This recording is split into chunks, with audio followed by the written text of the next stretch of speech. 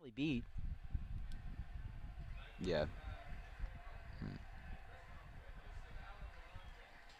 Well,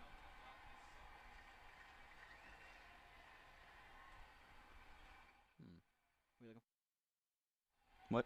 Good. You good? Check. Can you hear me? Hmm? I can't hear you for some reason, I or believe. myself. That's a good reason. There we go. Okay. Still can't totally hear myself, but that's okay.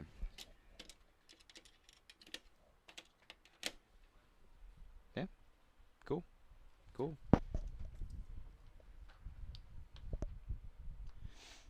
All right.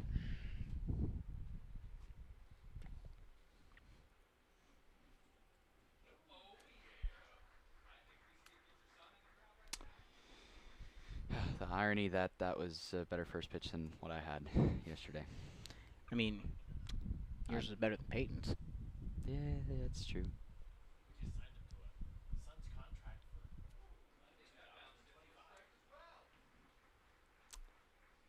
See, the thing is, I wanted to throw from the mound, but I did. I don't know. I don't know why I didn't ask. Everyone else went from in front of the mound. I was like, okay, fine. I'll just do that. My pride was very hurt yesterday.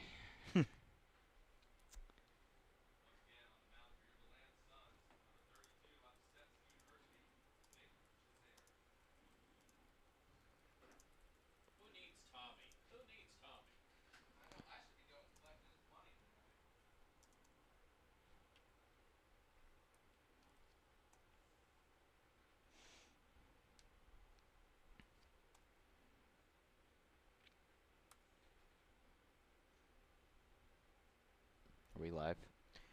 Yes, but the sound's turned down, so we're okay. Gotcha, gotcha. Okay. I'm ready whenever you are. You can go whenever. Okay.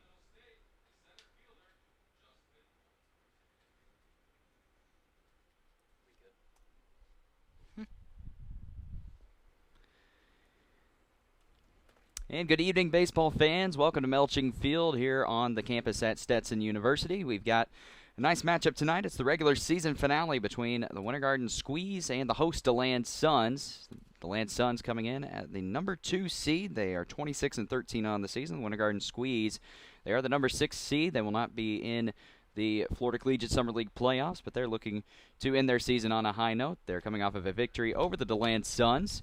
As Justin Holmes will step in against the pitcher Nick Cesare, I'm Logan Whaley, joined alongside the voice of the DeLand Suns, Ryan Murphy. Ryan, beautiful day for baseball as the first pitch is chopped to the shortstop Hunter Fernari. The throw over to the first baseman Joe Burke in time for the first out.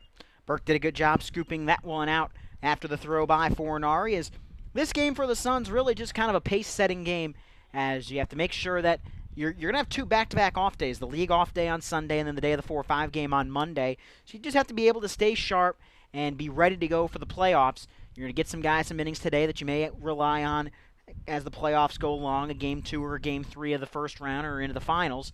So if you're DeLand, this is just kind of a game where you need to just keep everybody fresh, everybody ready to go come Tuesday night for the first round of the playoffs against Sanford. As Ethan Brandt, the right fielder, will step in against the lefty Nick Cesare. First pitch, down below the knees, ball one. Now, Ryan, what do we know about Cesare? Nick Cesare, a guy that last year for the DeLand Suns was phenomenal. He was the starter in Game 2 of the FCSL semifinals. He got the win to close out the Sanford River Rats last year. He's been in a bullpen role this year as he's recovered from an injury he suffered early in the season for Stetson. As the 1-0 catches the inside part of the plate, 1 ball, 1 strike, the count to the right fielder Ethan Brandt. The Winter Garden Squeeze We'll line up like this. Following Brandon will be Wesley Faison playing third today. Bryce Jackson at first. Brendan Freeze behind the plate. Kale Jones batting sixth. And actually, Jones will be catching. Brendan Freeze will be the DH as the 1-1 misses downstairs. 2-1. 7-8-9 will be Alex Del Valle playing second. Anthony Dorak at short. And Luke Douglas in left field. And the Squeeze starting pitcher will be Julio Medina, as this will be a game where Coach Terry Abbott will empty out the bullpen, so to speak. Medina will get the start, but there will be a lot of pitching changes, so we'll see how the DeLand Suns will fare as Brandt couldn't help himself on the swing. Strike two.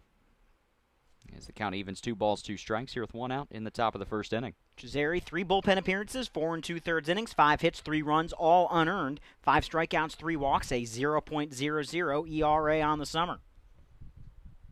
Always pretty decent when you can have that ERA as Brandt chops the ball, going to go foul as Peter Hutzel, good job there watching it roll to foul territory. It was a slow hit ball. Ethan Brandt, some pretty good speed going down the line as Hutzel watched it roll foul, so Brandt will step back to the plate. 2 balls, 2 strikes, still the count. And Peter Hutzel, the third baseman, knew that that ball was tailing foul as it rolled down the line. And instead of giving up the infield single to Ethan Brandt, he's able to pick it up and let Cesare throw another 2-2.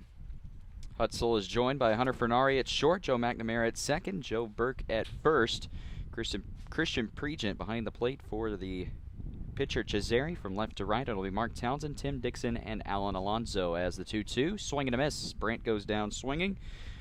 First strikeout for Nick Cesare, and there are 2 away here in the top of the first inning. Picks up his 6th strikeout in 5 1/3 innings on the mound for the Suns this summer. A guy that DeLand may turn to later in the playoffs if they need him. Or they could use him in a bullpen role in the first series, but Cesare, an absolute gamer. He wants the ball in big situations. He got it last year, game 2. He went 6 innings, 6 strikeouts in the closing game of the FCSL semifinals against the River Rats. He faces Wesley Faison, who fouls off the first pitch to the right side out of play. Faison, for the first time this season, he'll be starting at third base. Got the appearance at third after the injury to Bobby Head last night. Guy that is having a phenomenal season. Second on the team in batting average at .327, but leads the team in on-base percentage, slugging percentage, and, of course, OPS. As the 0-1 is a screamer to short, but Hunter Fernari can't come up with it cleanly, and it will bounce into center field. That's going to be a single for Wesley Faison, as the first baseman Bryce Jackson will stand in.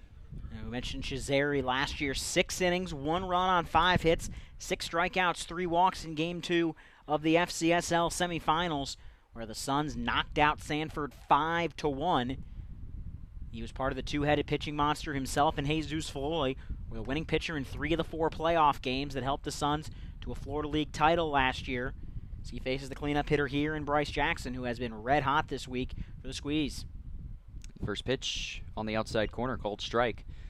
Jackson has 3 doubles in the series against DeLand, coming off of an impressive night last night where the Squeeze recorded a season-high 20 hits and won the game 13-4. They put up a 7 spot in the bottom of the 7th inning. The 0-1 to Jackson, low and outside, ball 1. Jackson went 3 for 6 with a double and an RBI in the victory. And again, it's going to be increasingly hard for yours truly to nominate a player of the week on the hitting side, as the 1-1 is upstairs, gets away from the catcher Pregent, and trotting to second will be Wesley Faison. Wild pitch off the hand of Cesare is trying to avoid the first run of the game, crossing with a runner out in scoring position against Jackson, who's been hitting the ball well in this series here at Melching Field. Wesley Faison stands on second after recording his 9th hit of the week, hitting over 500 this week with an RBI, a walk, a couple doubles. Bryce Jackson this week also 5 hits, 3 doubles, an RBI, and a walk, as the 2-1 is off the hand of Jackson.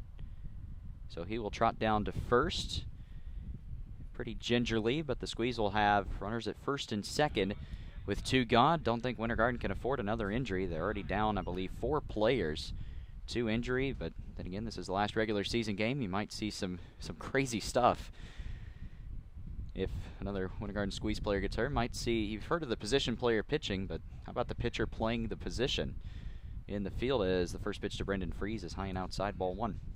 And if you're the DeLand Suns, that pitch came just high and inside from Chisari. Wasn't clear initially whether it hit the knob of the bat or the hand of Jackson, but they call it a ball. They call it a hit by pitch.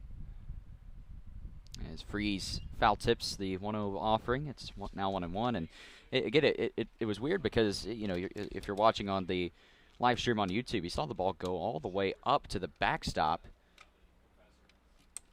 So again, it might have had a combination of the knob and the hand. It was kind of hard to tell from back here. Either way, first and second for the Squeeze, the 1-1. Down low. Chisari struggling a bit here, down 2-1. And Chisari trying to get that fastball to find the zone here early on in the first inning. Give his teammates a chance to hit in a scoreless ball game as opposed to working from behind as they did for much of last night.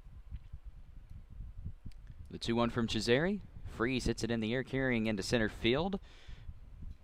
And a bit of miscommunication between Hunter Fernari and Joe McNamara, but McNamara will come away with the baseball for the third out. So 2-out rally by Wesley Faison and Bryce Jackson, but they are left stranded after the pop-up. No runs on a hit, 2 left for the Squeeze as we head to the bottom of the first inning. The DeLand Suns will get their first swing at it when we come back.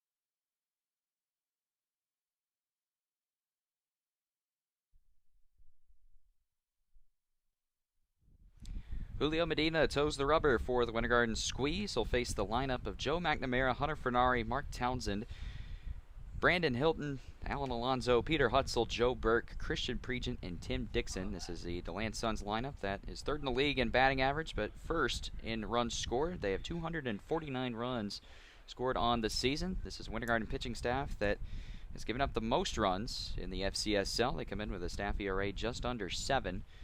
And this is going to be a game that, again, Medina will probably get a couple of innings in under his belt before Coach Abbott will go to the bullpen. But either way, we will see what happens as Joe McNamara steps in. The Suns got off to a hot start in last night's game, but they fizzled after the third inning, and that was, well, thanks to Matt Nicholas's fine performance. 13 strikeouts, 7 2/3 innings in relief. But, other than that, DeLand with a lot of strikeouts. And, Ryan, if this team wants to make it past or make it far in the playoffs, they're going to have to cut down on the strikeout totals. Yeah, it's something that's kind of been a problem for them all season long, these high strikeout numbers. And especially come the end of the season where you may be down some numbers and guys may be playing out of position a little bit. It's key to put the ball in play and make the defense consistently make plays against you. Medina, first offering to McNamara on the outside edge, strike 1. Medina, the righty from West Virginia Wesleyan, coming in, making his second start on the season, has a 1-3 record, 14 2/3 innings pitched. He's given up 13 earned runs over those 14 2/3 innings, 13 walks, 16 strikeouts. Opponents are batting .317 against the righty as the 0-1 just missed, ball 1. And Medina's got good stuff. He's first fastball was about 88 miles an hour, and he's got more than a strikeout an inning on this summer. So if he has command of his stuff, he's going to be tough to hit. And the 1-1, low and outside, ball 2. Command has been the big key for Medina pretty much all season, as he's a guy that pitched in the 2016 season for the Winter Park Diamond Dogs, appeared in 2 games. Now here for the Winter Garden Squeeze, the 2-1. Up the middle, that's going to find the hole for a base hit. It's going to be a leadoff single for Joe McNamara. And the Suns are in business as Hunter Fernari will step up. And if you trust the in-stadium radar gun on exit velo, that came off the bat at 96 miles an hour by Joe McNamara. He barreled that one up right up the middle to get the Suns a base runner with nobody out and bring up a very dangerous part of the order, beginning with Hunter Fernari. He had a tough night last night with 4 strikeouts, but he's a guy that has been pretty consistent for DeLand all summer long. First pitch to Fernari is outside off the glove of Cale Jones, who fires back to first, but McNamara is back standing. Fernari this season, a .271 hitter, 39 hits on the season, 27 runs scored, 16 driven in, 15 walks to 26 strikeouts. And he's played in all but 2 games on the summer by playing today. And the guy that's behind him, Mark Townsend, will be the Iron Man for the DeLand Suns. He will have played in all 40 games this summer for the Suns. First pitch up and in, actually second pitch up and in to Fernari. Had to get out of the way, collect his bearings, perhaps try to get the heartbeat to go down a couple beats per minute. Now steps back in the box, 2-0 the count. By playing in 40 games, he will lead the Florida League in that category. As Fernari has been a consistent part of this Suns lineup. Now 3-0 is the count. Unless Luke Reedy goes crazy in game number 2 tonight, Townsend will be the Florida League hit champion with 48. He needs 2 to get 50 hits on the season. 3-0, high inside part of the plate. 3 balls and 1 strike, and it's going to be interesting to see how those final standings will play out, especially with the batting average title. Luis Cabrera currently leads the Florida League in average, but depending on how he does in the doubleheader, that title could go to Dalton Shuffield, who's not playing today, as the 3-1 is inside of Fernari, ball 4. Back-to-back base runners now for the DeLand Suns. Single by McNamara, walk by Fernari. And that's not what you want, as the red-hot Mark Townsend will step in. And in fact, an 0-for-4 day for Luis Cabrera. It's a 10-point lead for Dalton Shuffield. He's at 365. Cabrera's at 355. Justin Farmer, 348. Trent Taylor, 347. And then this guy, Mark Townsend, at 343. He would need something pretty ridiculous to catch Dalton Shuffield today. But Shuffield, unless Cabrera has a big outing, has that batting title. First pitch to Townsend is fouled off, out of play. 0-1 Townsend, member of the All-Star team, as well as invited to the Prospect Showcase.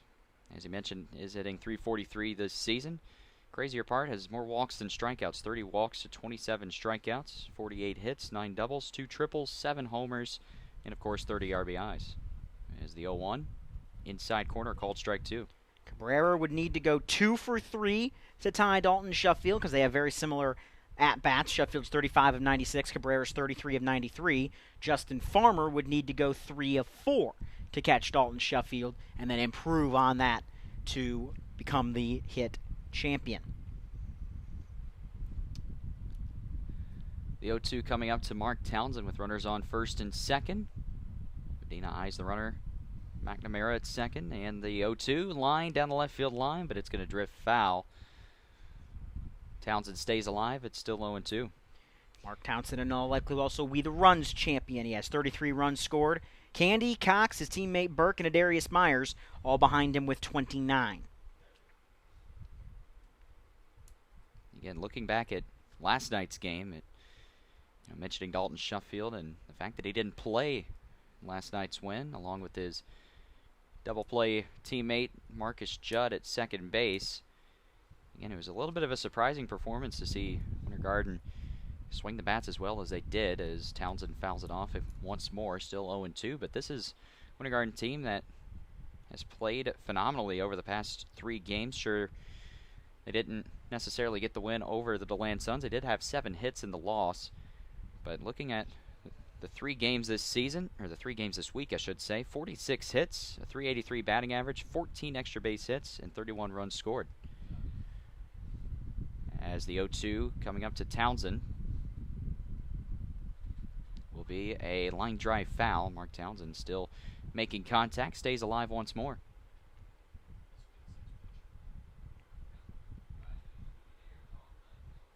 Again, it's kind of ironic we saw as high scoring of a game as we did last night here at Melching Field instead of Lake Mineola High School, where it felt like that's more of a final score you would have seen at the home of the Winter Garden Squeeze. Game that we did see back up, I think it was 14-12, 14-13, the game that DeLand hit 8 home runs and almost blew an 8-run lead. In a 7-run inning where Winter Garden, I think, only had 2 hits, as Townsend just able to stay alive, tips it foul. Count still holds 0-2. This next pitch will be number 7 in the at-bat. And Mark Townsend playing his 40th game of the season. That ties a DeLand Sun record. As back in 2011, Stephen Bellantoni played in 40 games in a DeLand uniform. Good take by Townsend. Close pitch, but it just missed low. So the count moves to 1 ball, 2 strikes. Here with nobody out in the bottom of the first inning. He's Ryan Murphy. I'm Logan Whaley. Should be a good game between Winter Garden Squeeze and the DeLand Suns. And if you were to describe the uniforms on the field, if we were on radio, that'd be tough as Townsend swings and misses. First strikeout for Medina, 1 away. Again, the Suns, again, the white base with the orange secondary, orange letters. Winter Garden Squeeze pretty much the same. Literally the only difference between these two teams, the Suns are wearing black socks instead of orange, and the Suns cap is orange all the way around, while the Squeeze caps are orange with a white front panel. Again, that's how you can tell this is toward the end of the season here at the Florida Collegiate Summer League, when most of the players are turning in uniforms, as the first pitch to Brandon Hilton is cut on and missed, 0-1, and probably noticed the throw back to Julio Medina, a bit of a wild one. Cale Jones has had a case of the yips in the past few games, just at random times where it just seems like he can't make the throw back to the pitcher. It's the 0-1. Grounded to Jackson, but it gets over the glove into right field for a base hit. Around third, heading toward the plate is McNamara, and the DeLand Suns will strike first on an RBI double by Brandon Hilton. That ball was just smoked down the line. Jackson had a chance at it, but the backhand just did not come up with it cleanly. It gets McNamara in, Fornari to third, and Brandon Hilton for the second straight night helps the Suns strike first on that RBI double. Yeah, Hilton last night was 1 for 4 with a double. Sure enough, continues right where he left off. As now stepping in will be the right fielder, Alan Alonso, who is a .274 hitter this season.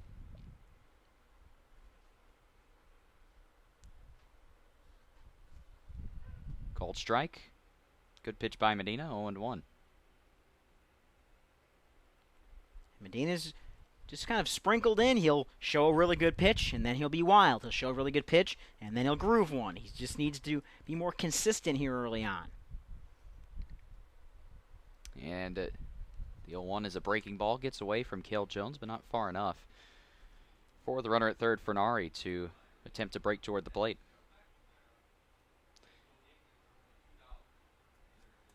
So again, Medina, his last outing came at Sanford in the 4-1 loss. That was 2 weeks ago. 3 innings, 4 runs, 3 earned, 6 hits, 1 walk, 2 strikeouts. His best outing came against Seminole County in the win, his only win of the season. Went 3 1/3 innings. No runs, a hit, 1 walk, 3 strikeouts over 11 batters faced. The 1-1 just below the knees, ball 2. Alonso, a guy that is a third-year DeLand Sun, creeping up there in a lot of the Suns' career categories, as he's been an everyday player in Rick Hall's lineup for the last 3 years.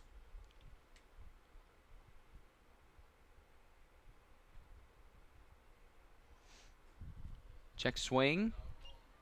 But it's going to be a strike regardless, 2-2. And behind him, it'll be Peter Hutzel, who, we talk about MVP candidates and the like. Well, if Peter Hutzel had played an entire season, he might be an MVP candidate for these Suns, as his RBI totals would probably lead the league if he had done what he did in the second half all season. As the 2-2 is going to be chopped foul. So Alonso will see another 2-2 count from Julio Medina. 1 run on 2 hits in the inning, but the Suns are still threatening with 2 runners in scoring position and 1 gone. Medina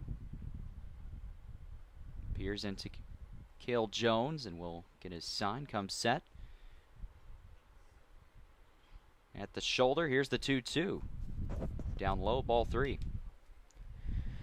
And with runners on second and third, no movement will come from Fornari or Hilton as Medina looks to avoid loading the bases for the ever-dangerous Peter Hutzel.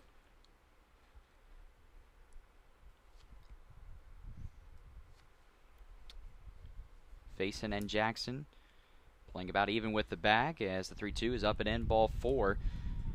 So Medina loses Alonso, but at the very least does set up a double play possibility, but not necessarily the guy you want to see at the plate as Peter Hutzel steps in. And Ryan, you mentioned the success of Hutzel this season. He has 23 hits, 7 doubles, 2 homers, 22 RBIs, 16 walks, and 16 strikeouts, a .315 hitter.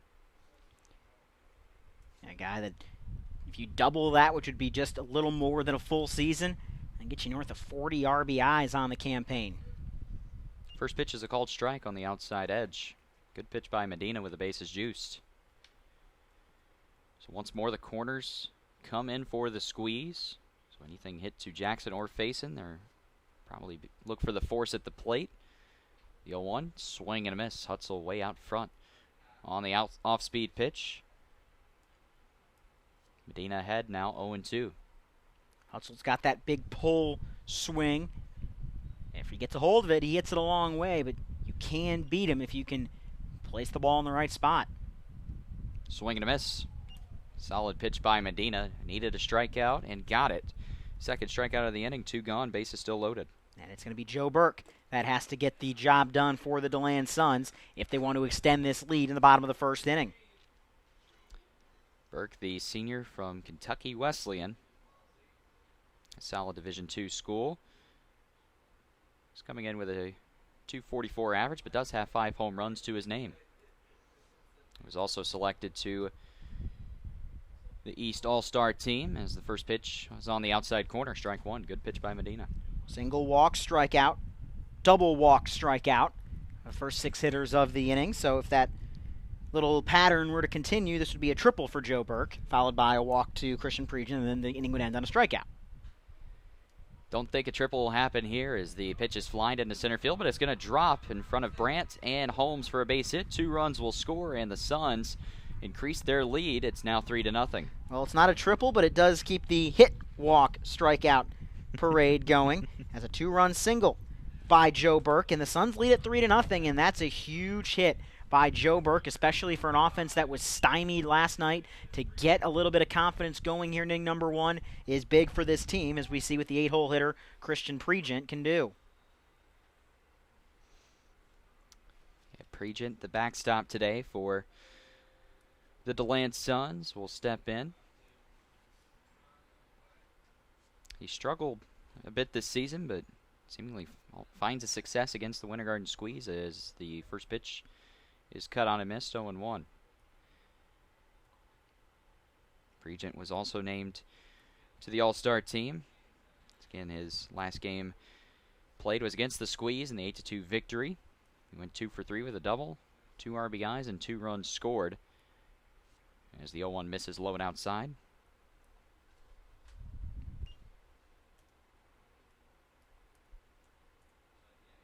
In that aforementioned 14-12 game at Lake Mineola High School, Pregent had a home run in the performance, as that's a nice looping breaking ball by Medina. Pregent down in the count, 1 ball, 2 strikes. Runners around the corners for the Suns, as Burke not the fleetest of foot and has 1 stolen base on the season, so wouldn't be likely to see him get in motion, try to force a throw. 1-2 outside. As Medina has really struggled here in the bottom of the first inning. That was pitch number 35 for the righty.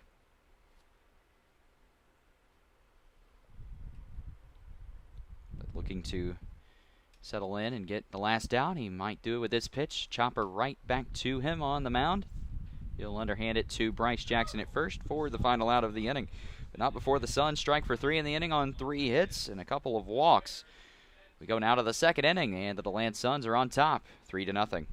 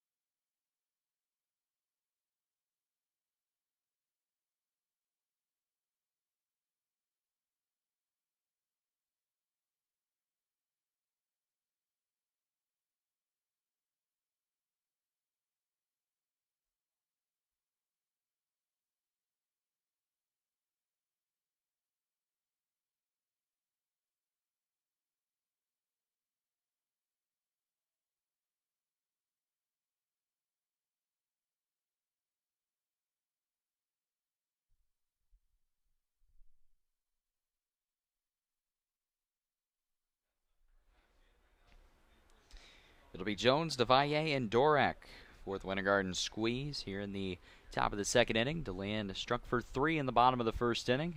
They now have a 3-0 lead. But Cale Jones has seen an increase in his batting average over the past week or so. Last night he went 1 for 4 with a run scored. He'll be followed by DeValle and Dorak as the first pitch from Cesare is on the outside corner, strike 1. And Cesare has got out of some trouble in the first inning. Now the question is, can he avoid that trouble here in inning number 2? The 0-1. Down low, 1-1 as the Winter Garden Squeeze had 2 quick outs, but then a single by Wesley Faison and a hit by pitch to Bryce Jackson gave the Squeeze a big opportunity as Cale Jones rips the 1-1 pitch back up the middle. It's a leadoff single for the backstop, and now Alex DeValle will step in. And here, if you're the Suns, you'll move to double play depth and try to turn something to get out of inning number, to try to limit the damage here in inning number 2, as have a pretty sure hand in middle infield and the shortstop Fornari and the second baseman in McNamara.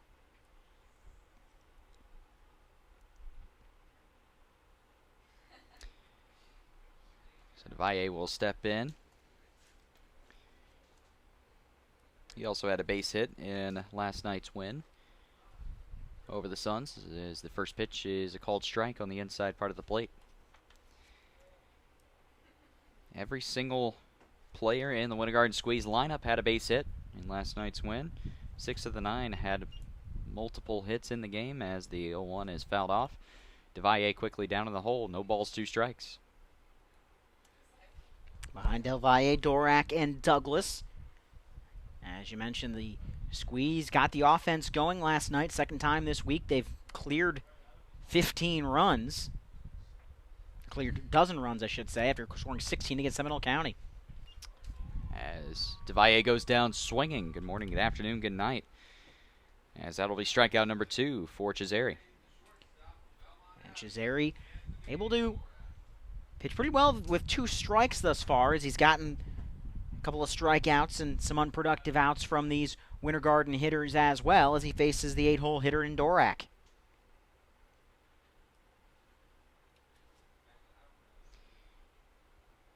First offering to the shortstop is low and outside, ball 1.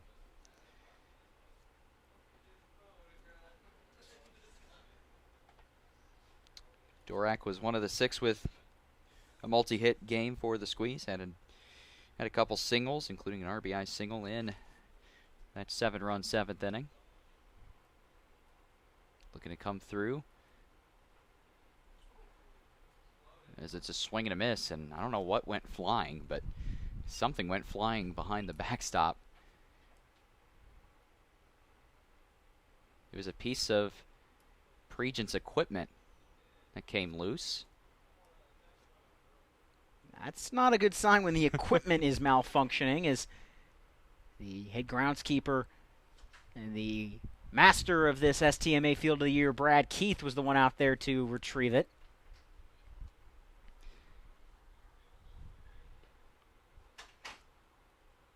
Pitch to Dorak, low and inside. As the count moves to 2 balls and 1 strike, with Cale Jones still standing at first base.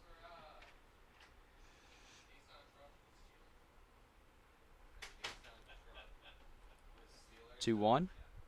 That's fouled right off of Anthony Dorak, who tumbles to the ground. That doesn't feel good, as the trainer quickly out to check on the shortstop Dorak. And in a situation, as I mentioned in the first inning, when Bryce Jackson got hit by a pitch, the Winter Garden Squeeze, they don't have depth. They really don't have anybody to sub in to play the position. So I did talk to Matt Nicholas before the game, however, and he was as ready as ever to sub into the game if needed. As long as he doesn't pitch, I think we'll be okay. I think I speak for the Suns. We don't want to see him anymore. He did bad things yesterday. Well, not bad things if you're a Winter Garden Squeeze fan. 13 strikeouts that set the league high for a game and for strikeouts. 7 2/3 innings, 1 run, 3 hits, 2 walks. He had a string of 15 straight, retired at one point. 9 of the 15 outs coming via the punch out.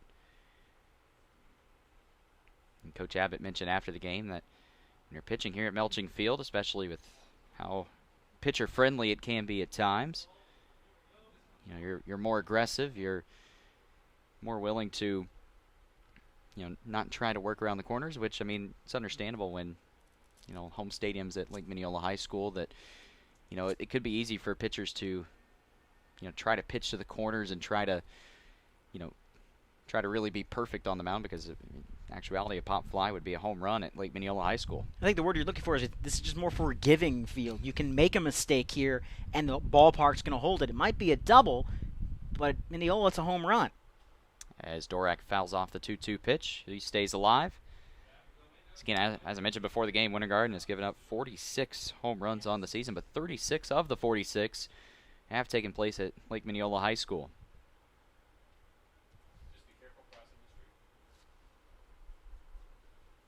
The 2-2. Dorak continues to stay alive, fouls it off of Pregent. Dorak gives him a love tap on the shoulder. As Luke Douglas, the left fielder, will wait on deck. As Dorak adjusts the shoelace, he will step back into the batter's box. Faces a 2-2 count with 1 on and 1 out here in the top of inning number 2. The 2-2 inside. Not a bad pitch. It nearly caught the inside part of the plate, but the count runs full to Anthony Dorak. 86 miles an hour on the inner half. That's a really nice pitch from Cesare, but a good hold on that pitch from Dorak, and we'll see if they put Cale Jones in motion here on this 3-2. He isn't in motion. The 3-2 is grounded through the hole on the left side, a base hit. Much like the top of the first inning, the Squeeze have runners on first and second, this time here with one away. Brings up the 9-hole hitter Luke Douglas as Cesare would love to get another ground ball a little bit closer to his shortstop to try and get out of this inning, as left-handed action is up in the bullpen for the Winter Garden Squeeze. Looks like Matt Taubensee getting loose for the Squeeze. As he finishes his warm-up toss. Looks like he might throw in this inning. First pitch to Douglas is upstairs, ball one. Douglas hasn't played in very many games this season. This is his 9th game played, and wouldn't you know it, his 4th start on the season. He's looking for his first hit. He's 0 for 16 this season, but has drawn a walk. Now 2-0.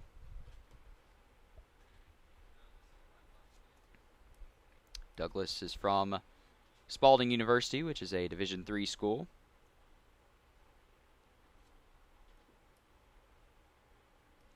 Freshman out of Winter Garden awaits a 2-0, which is fouled back.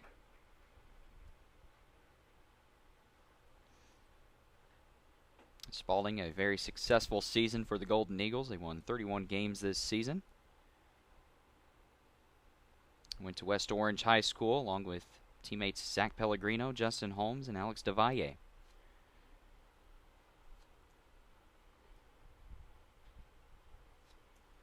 Awaits a 2-1 offering here from Cesare. Low and inside. And if Douglas were to reach here to load the bases, the bases loaded, 1 out for Justin Holmes. As Winter Garden, they did this a lot last night. The Suns would take a lead, Winter Garden would come back and get runs of their own before they exploded. They scored the last 11 runs of the ball game last night. DeLand led it 4-2. Wound up being a 13-4 win for the Squeeze. As Douglas works the walk, and the bases will be juiced for the Winter Garden Squeeze as the lineup turns over to Justin Holmes. And we'll see if there's any movement for the Suns. There is none. Even just to come out and try to talk to Cesare, and now there will be, as it will bring Christian Pregen out from behind the plate, and Rick Hall will talk things over with Cesare. As Justin Holmes will stand in, and Holmes has had a very, very solid week for the Winter Garden Squeeze. He's in 3 games played. He is 7 for 14 at the plate, 4 runs scored. 5 singles, 2 home runs, 7 RBIs, a couple walks, and a stolen base. Had an inside the park home run in last night's win. That was really the kind of the turning point of the game, that inside the park home run. It was a 4-4 ball game, I believe in the 6th inning. And he gets that inside the park home run that popped out of the glove of Alonso, and all of a sudden the momentum was on the side of the Squeeze. 5-4 game, and then comes a 7-run 7th inning that put this game away. Again, it was a hard hit ball by Justin Holmes that again was over the head of Alonso. Alonso overran it as the ball ricocheted off the wall. Alonso couldn't find it for a short period, which allowed Holmes to race around third and was standing up at home as the first pitch to Holmes is in the dirt. So again, Squeeze trail it by 3 here in the top of the second, but they have 3 on and one of the hottest hitters on the team at the plate. Holmes this season hitting just under 250. A hit here would be hit number 25 on the season. The 1-0. Chopped to third, but it's going to be foul. Just behind the back of Cale Jones. The count evens 1 ball, 1 strike. Aces wild from Cesare to the top of the order. He got a ground out to Hunter Fornari his first time up. He'd love to do it again here to try to turn a 6-4 3-double play and get the Suns out of this second inning with that 3-run lead intact, as the tying run is currently Luke Douglas at first. The 1-1, low and inside. Cesare struggling to find the strike zone here in the first couple innings. 22 strikes to 17 balls, 39 pitches, and he's recorded 4 outs.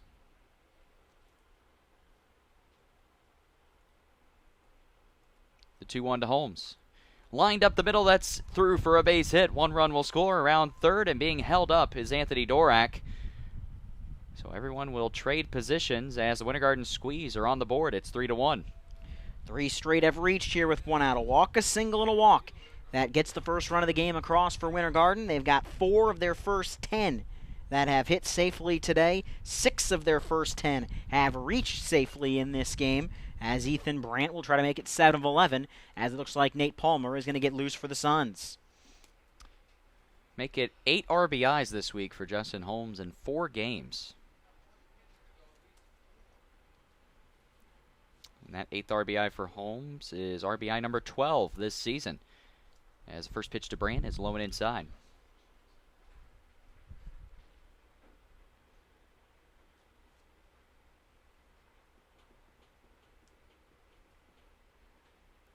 Dorak at third, Douglas at second, Justin Holmes standing on first.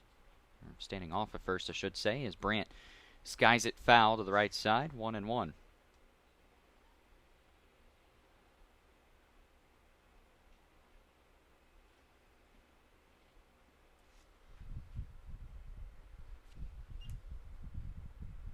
Middle infield, both playing back. We'll try to get in the double play positioning if a ball is hit to one of these infielders. As Brandt once more skies it foul to the right side. He's now down to the count, 1-2.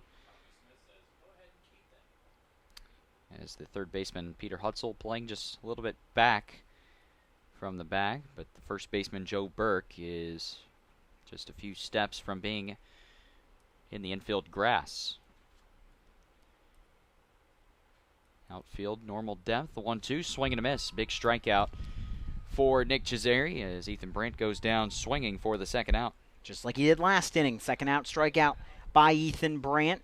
A big one for Cesare, as you mentioned, as that's where you can try to pick up this final out of the inning and limit the damage and keep a 2-run lead intact.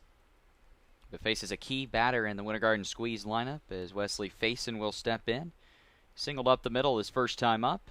First offering outside.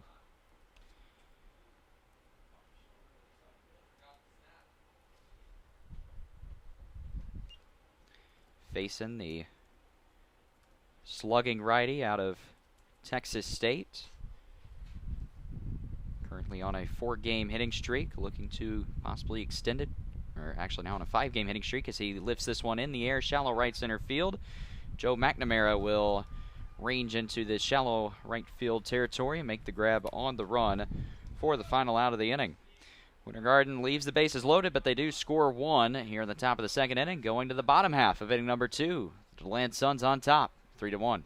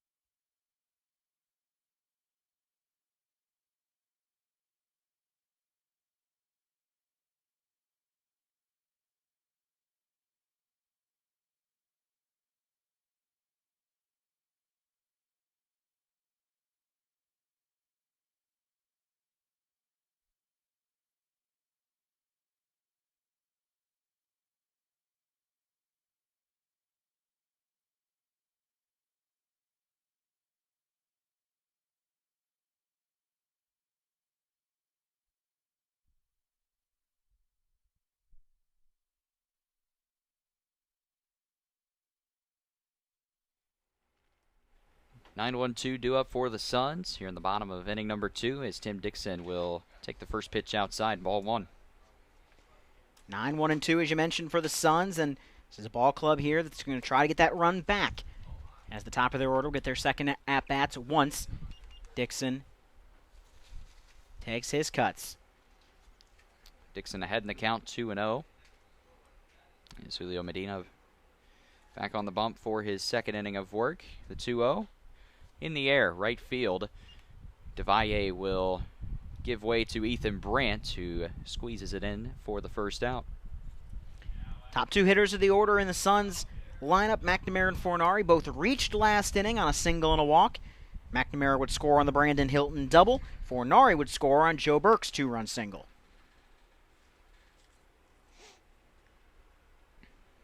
So McNamara looking to repeat, rather, what he did in the first inning, or perhaps a little bit more. It's the first pitch. It's outside, ball one. Again, Medina got through the first inning on 36 pitches. And again, this isn't necessarily going to be a long outing anyway, but if you're Medina, you want to bounce back and make quick work of the Suns, as McNamara couldn't help himself on the swing. 1-1.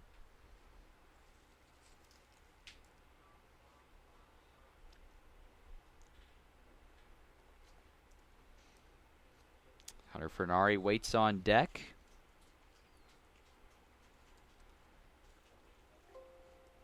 The 1-1 to McNamara.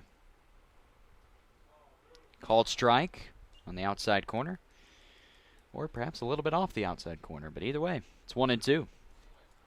McNamara, I don't think, thought that was a strike, but he'll have to head back to the mound, or head back onto the into the box for the 1-2 delivery from Medina. And the 1-2 way outside. So Medina perhaps trying to set up McNamara for something inside after going outside with previous two pitches. We'll see if he does just that, as McNamara is ready. Medina is ready. Here's the 2-2. In the air, right field, Ethan Brandt, a few steps to his left, camps underneath the ball and makes the grab. 2 outs, 2 flyouts to Brandt. Now Hunter Fornari will step up. Back-to-back, just looping flyouts to the right fielder in Brandt, as we'll see if Fornari can get anything going. His first plate appearance saw him walking and coming around to score on the Joe Burke single.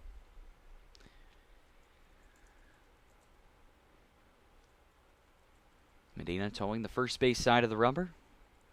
Delivers the first pitch. Called strike. Outside corner.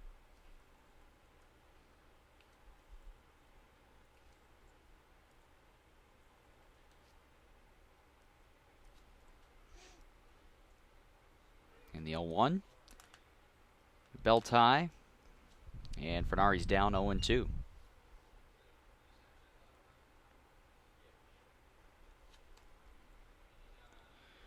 Oh, and 2 from Medina is lined into left field. That's going to be down for a base hit.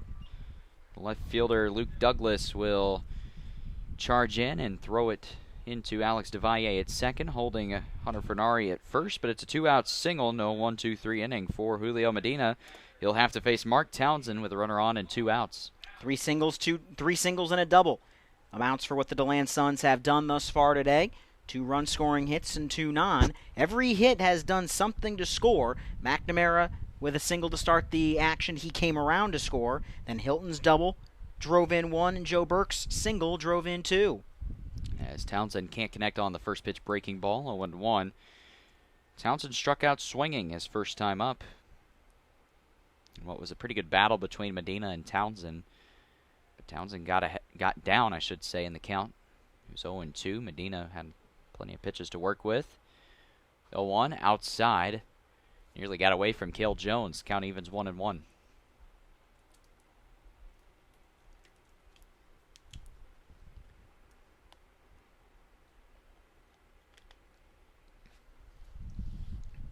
Jackson frees Jones in the third inning.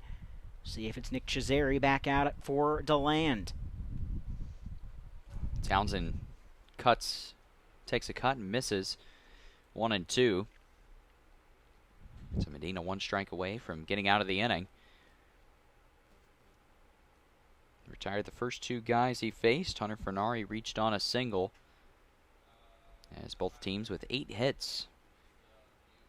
And we've only played about to be an inning and a half as the 2-2, or 1-2 I should say, is just outside. As taking second is Hunter Fernari. The throw from Jones sails into center field. Fernari will take third. So put him at third base with 2 outs. Strikeout E2, or excuse me, stolen base E2 will be the score on that one to give Fornari another stolen base. He's been one of the team's best on the base paths this year. Now we'll see if their best run producer in Townsend can drive him in.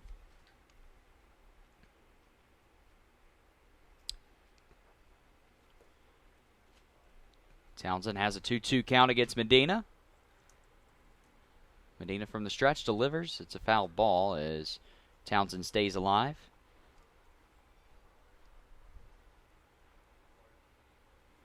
So again, Hunter Fernari had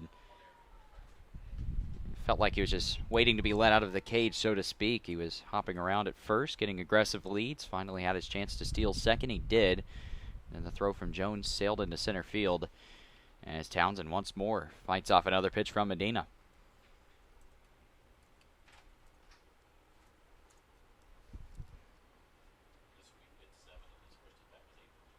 This is the 15th pitch that Mark Townsend has seen today. 8 in the first at-bat, 7 in this at-bat. So he's personally responsible for just driving Julio Medina's pitch count up.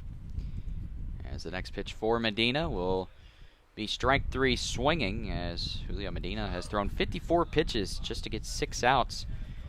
As the DeLand Suns, they get a 2-out single from Hunter Fernari, and he takes third base, but Mark Townsend unable to drive him in. Strikeout number 3 for Medina, and that will retire the side. As going out to the third inning, Winter Garden Squeeze have some work to do. They trail it 3-1.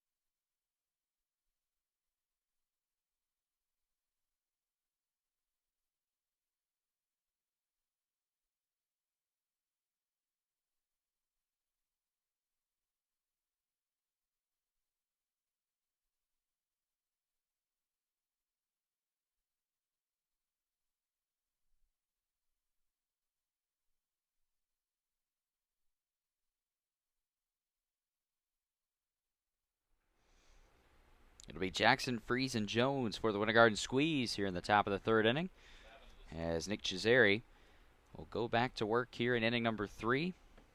He has 46 pitches under his belt to this point. As Ryan, don't know how much longer Cesare will go, as do have action in the bullpen, but this has got to be a pretty quick inning for Cesare if he wants to keep the Suns ahead. Yeah, I'd imagine with the Suns getting the bullpen ready as he throws a strike, this is probably going to be it for Nick Cesare, as it's also worth noting that we are at a blistering pace here. We have taken an hour to play 2 innings.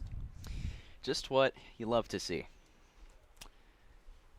As the 0-1 to Jackson is going to be lined to the third baseman Hutzel, who will make the grab for the first out. Spending a year in pro ball, they refer to a day like this as a getaway day, where you're heading to the next town, if you will, the next day. In Winter Garden's parlance means you're going home, And usually you try to play as quick a game as humanly possible on a getaway day. You try to get out of the ballpark as soon as possible. So, of course, these two teams have taken an hour to play an inning. As the first pitch to Brendan Freese catches the inside part of the plate, strike one. Again, I mean, you mentioned it, 46 pitches through 2 innings for Cesare, 54 pitches through 2 innings for Medina. As Freese hits that one carrying well to right field, Alan Alonso moving back, still on the run, and he will make the grab for out number 2. Well, and you mentioned, well, he's got to go quick to maybe get a 4th inning, and that's exactly what he's done thus far. First 2 outs have come very, very quickly for Cesare. Now we'll see what Cale Jones does. If they'll allow Cesare to throw a 4th inning by him going that quickly. Cale Jones started the rally back in the 2nd inning, singled and scored. As Winter Garden had a run on 3 hits. They've left men on base in each of those 2 innings. They've left 5 in total. First pitch called strike.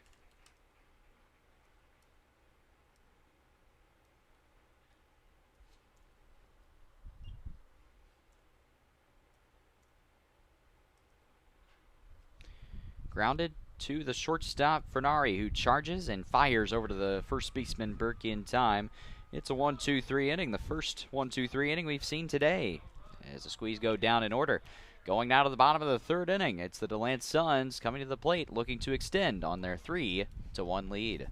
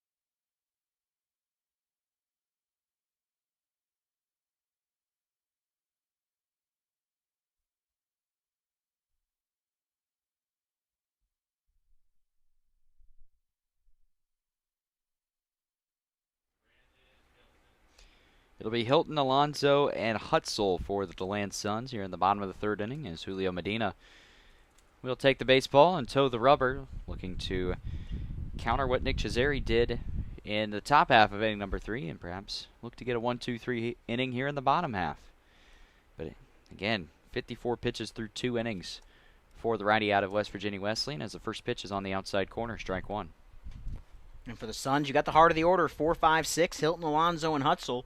Hilton and Alonso both reached their first time up, Hilton with a double and Alonso with a walk. Hilton grounds it to the second baseman, DeValle, who throws over to Jackson in time for the first out. So just like Cesare, a good start for Medina as he now faces Alan Alonso, who drew a walk his first time up.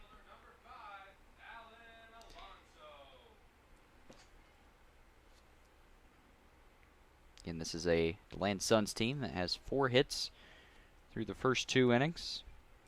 Put up a 3 spot in the bottom of the first inning. It's Brandon Hilton, who just grounded out, had the RBI double.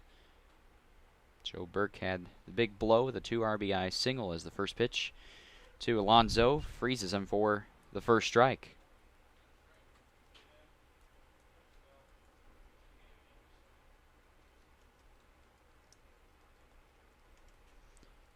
The 0-1 to Alonso is shot foul. 0-2 the count.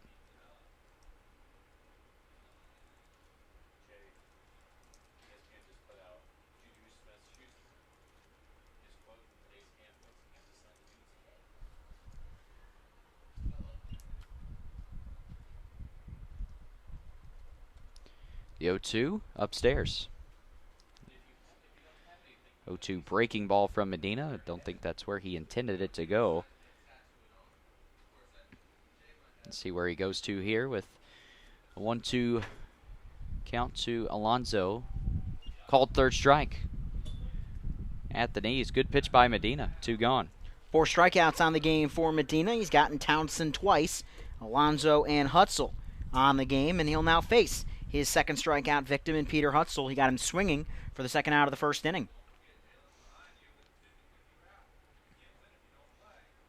And anytime you can retire the always dangerous Peter Hutzel, it's got to be a confidence boost as the first pitch is just off the outside corner. 1 ball, no strikes. Again, it's interesting that 3 of Medina's 4 strikeouts have come from Townsend and Hutzel. Again, 2 of the better hitters in this DeLand Suns lineup, as the 1-0 is a called strike on the outside corner. And a chance for a answer on that 1-2-3 inning here for Medina. Now 2-1, and the throw back to Medina is well over his head into center field. DeValle, a brisk jog, will barehand it, and the throw back to the pitcher is in time. I guess if you're going to have the yips, you might as well do it with nobody on base and not have it cost you anything.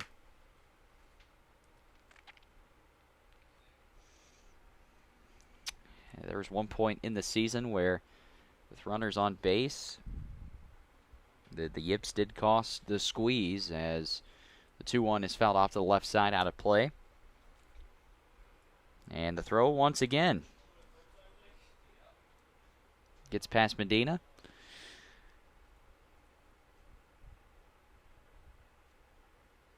But after each pitch in that inning where a run came in to score, the shortstop and the second baseman, granted you're supposed to do this anyway, but shortstop and the second baseman were very, very cautious to back up the throw back to the pitcher.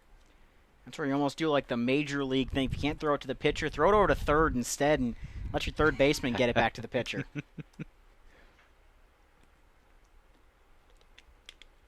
I've been waiting to see that actually executed in a baseball game, other than a strikeout, of course. As the 3-2 to Hutzel will be lined up the middle. No 1-2-3 inning for Medina, as it'll be a 2-out single for Peter Hutzel. Joe Burke, who had the big 2 RBI single in the first inning, he will step up. That was another ball that was hit very hard off the bat. Again, if you trust the in-stadium radar gun on exit velocity, that was 90 miles an hour off the bat by Peter Hutzel. So the Suns have a runner on first with 2 gone, and we'll see if Joe Burke, who came up with that bloop single in the first inning that is the difference in the game right now, see what he can do.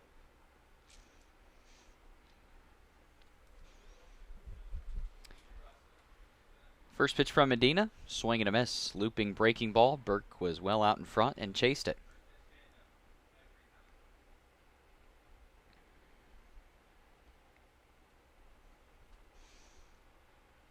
Next pitch will be 68 for Medina, and it's down low in the dirt.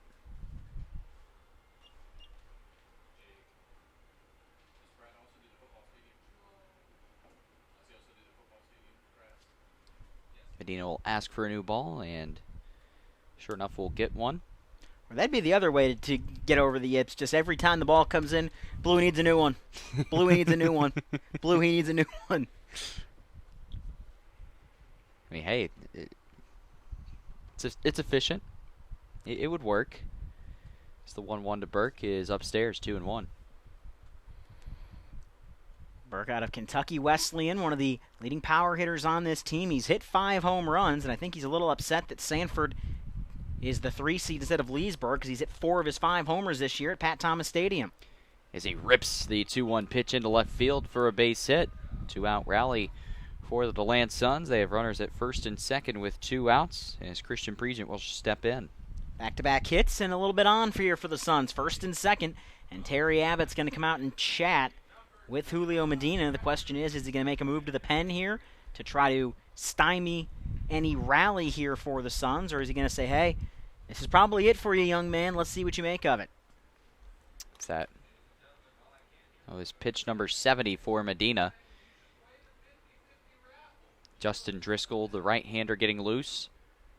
And the Winter Garden Squeeze bullpen. Medina will stay in the game for at least one more batter. He'll face Pregent, who grounded out to the pitcher Medina his first time up.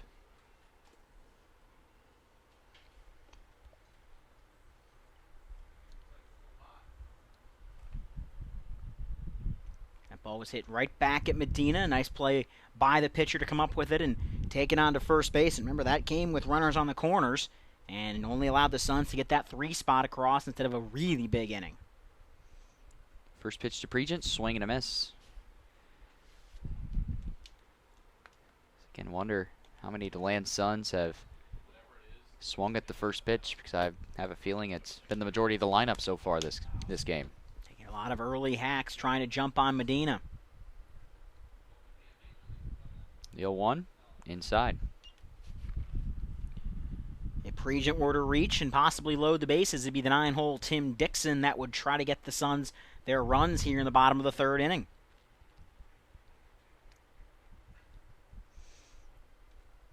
Here's the 1-1. Outside, ball 2. And I wouldn't be surprised, given the mound meeting and the righty up in the bullpen, if there's a walk by Medina here, would not be surprised to see the move to the pen to try to avoid DeLand pulling away. Yeah, the 2-1 outside, and again, Medina starting to lose his command as, again, 2 singles in the inning, and Medina starting to lose the command here to Christian Pregent, who faces a 3-1 count. 3-1, high pop-up, foul territory. Bryce Jackson will run out of room. He'll watch it land in the stands, foul, and the count moves to 3-2. And with 2 outs, Hutzel and Burke will get a head start. And it'd be worth asking, probably when's the last time that Julio Medina threw 75 pitches in an outing. You look at it, this is the 17th batter he's faced. The last time he faced 17 batters in a game was June 8th. He faced 18 against the Sanford River Rats. And the 3-2 is fouled off once more. Faced 16 in each of his last 2 outings. Those 2 outings came 2 weeks ago and 18 days ago at Sanford and at Winter Park. In those outings, he threw, as we check it here, 63 pitches in the game against Sanford, and in the game against Winter Park, he threw 66. 3-2, once more, fouled off by Pregent. And Pregent's trying to make Medina get to 80, I guess, on this at-bat, as he just keeps spoiling pitches. This next one will be his 78th delivery, and you mentioned a guy that's had his struggles with the walk. 49 strikes, 28 balls for Medina. Just 2 walks on the game. Has given up 6 hits in 2 2/3 innings.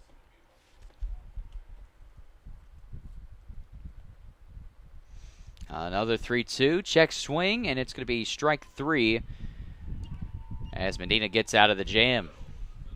But again, the Suns continuing to make Medina work as he has thrown 78 pitches through 3 innings of work.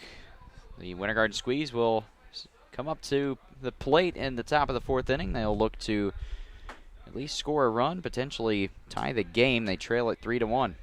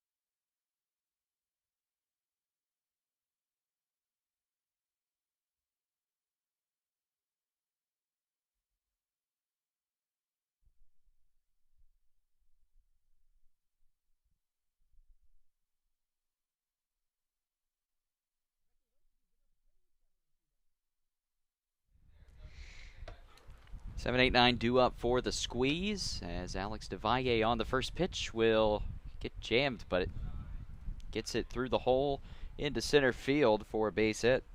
And the one run of the game for the Winter Garden Squeeze came because the leadoff runner reached base. That was a Cale Jones single in the second inning. In the first, it came with 2 outs and they were stymied. In the third, they went 1, 2, 3. So we'll see if having the leadoff runner on again bears fruit for Winter Garden. Again, Winter Garden, all but one player has reached base to this point. So the first pitch to Anthony Dorak is cut on a miss, 0-1.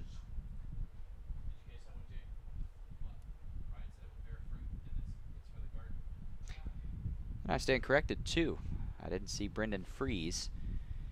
But Ethan Brandt, Brendan Freeze, the only 2 to have not reached base for the squeeze at this point as the 0-1 pitch misses to Dorak, who reached via the single his first time up.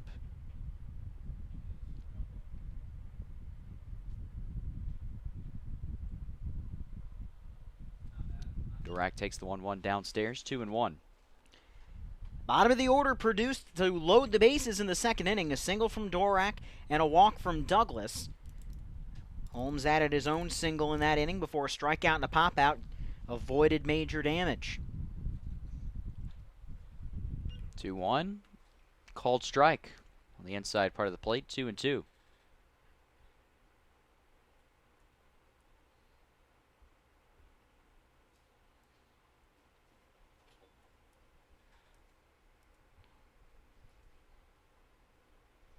Swing and a miss. Anthony Dorak goes down swinging. The 4th strikeout victim for Nick Cesare. 1 gone. And if Cesare can show more of what he showed in the third inning, Suns might turn to him in a playoff game and ask him to give them 4 or 5 innings of work. It looks like Nate Palmer has stopped working. He looks to be ready to go if the Suns need to turn to him. Cesare will face the 9-hole hitter Luke Douglas, who walked his first time up. First pitch high and outside. 11 hits for these 2 teams here in inning number 4. DeLand has the advantage in the run column, 3-1, as Douglas Fouls the 1-0 pitch back. Count evens 1 ball, 1 strike. Here with 1 on and 1 out in the top of the 4th inning.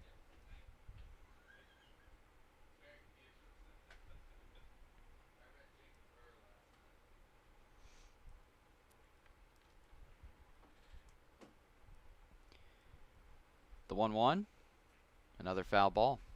It was tipped into the catcher's mitt, and it's 1-2.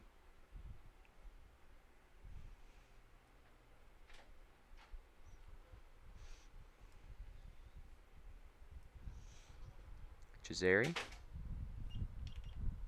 set at the belt, delivers, swing and a miss. Douglas way behind on the fastball. He's down on strikes, back-to-back strikeouts for Nick Chisari. 2 gone, and the top of the lineup will come up as Justin Holmes will step in. So Chisari's at 62 pitches, so the question now isn't, well, how much further can he go? It's when do you pull him to preserve him for later on in the postseason, because he's shown in this game he could be a valuable asset for you. He ran into some trouble in the 2nd inning, but since then has really settled in as the first pitch to Holmes is a strike. 0-1. And had a string of 5 straight retired before the DeValle single. Jake, do you want me to do the money or do you got it? Has retired 7 of his last 8, dating back to the conclusion of the 2nd inning. 1-1 the count to Holmes. It'll be probably not. What was our highest? 70? No, I don't think so. But I think it'll be 2nd highest for sure. Holmes awaits the 1-1 and couldn't help himself on the off-speed pitch from Chisari. So he was well out in front. Broke too far low. Now Holmes down to the count. 1 ball, 2 strikes. Chisari doing a really good job mixing his pitches for the Suns. Mixing that breaking stuff with his fastball, which is topped out about 88, 89. Holmes stays alive. Fouls off the 1-2 pitch.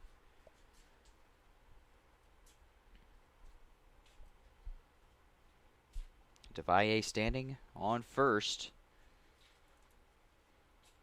2 gone here in the top of the 4th inning. The pitch, another foul ball. And Justin Holmes out of Seminole State had a breakout season for Seminole State this past year. He hit .330 with a .371 on base and a .513 slugging percentage and 47 starts. The 1-2 down low, and DeValle on the pitch will take second. He stands in scoring position now with 2 gone and a 2-2 count with 2 outs to Justin Holmes. Yes, Chisari trying to get out of this with no harm done, and the Deuces Wild delivery to leadoff hitter in Holmes. He beat him on a ground ball on the first pitch of the game before a single in the 2nd. Helped score the run. Swing and a miss.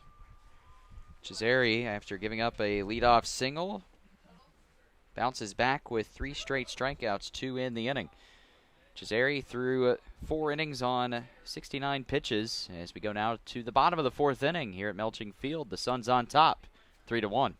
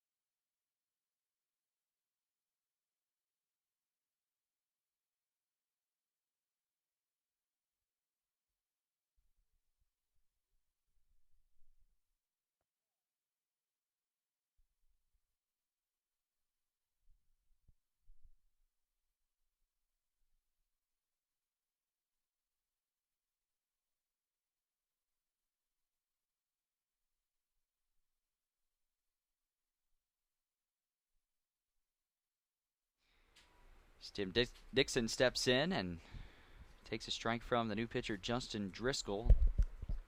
The 0-1 in the dirt. Julio Medina's final line: 3 innings, 6 hits, 3 runs, 2 walks, and 5 strikeouts.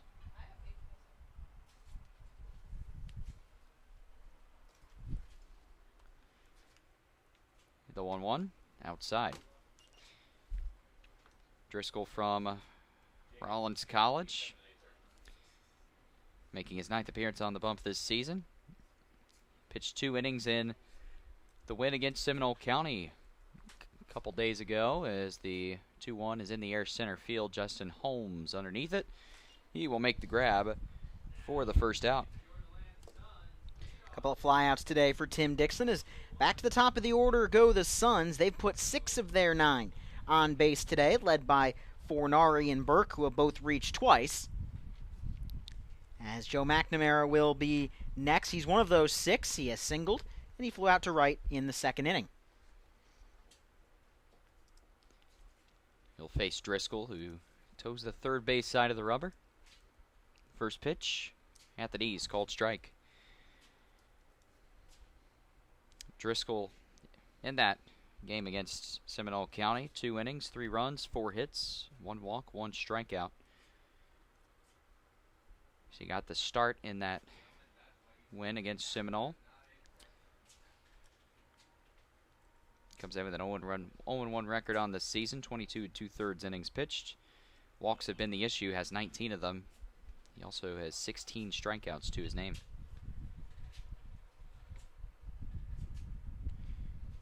The 0-1 in the dirt. Good block by Jones. Not that it matters. No one's on base. 1-1. 78-mile-an-hour breaking ball buried in the dirt that time by the new pitcher for the Squeeze, as no action in the Suns' pen. Would expect a move to the pen for Nate Palmer in the 5th inning, but we'll see if they let Chazere try to put himself in line for the win. As McNamara fights off the 1-1 pitch. Now down to the count, 1-2.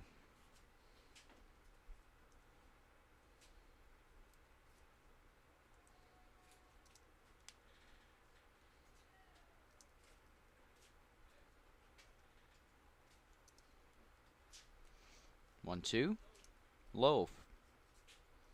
Count evens, 2 balls, 2 strikes.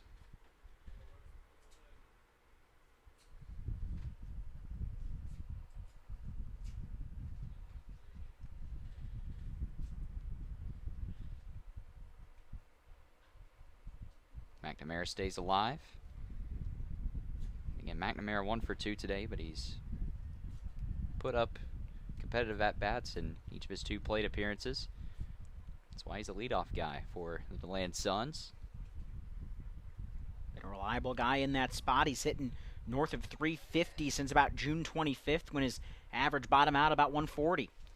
As McNamara lifts the 2-2 pitch into right field, Ethan Brandt will call everyone off and make the grab for out number 2. Brings up Hunter Fornari, one of the 2 Suns that have reached in both of his plate appearances. He's got a walk, a single, and a stolen base to his name. He scored in the 1st inning, was left on 3rd in the 2nd.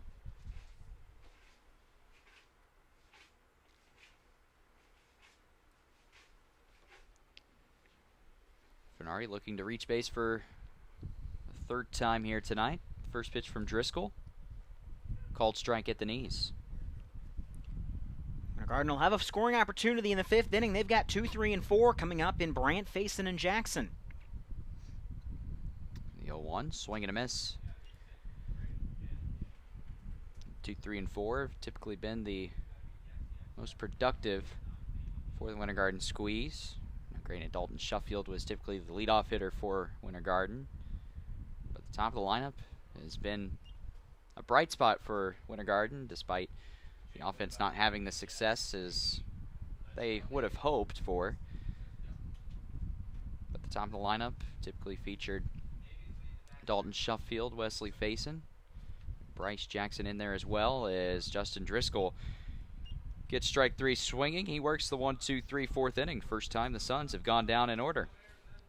The Squeeze will come to bat in the 5th inning, looking to either play to run, perhaps tie the game, or hey, you never know. They could take the lead, but it's a 2-run game here at Melching Field. We'll be right back for the 5th inning here in just a few moments.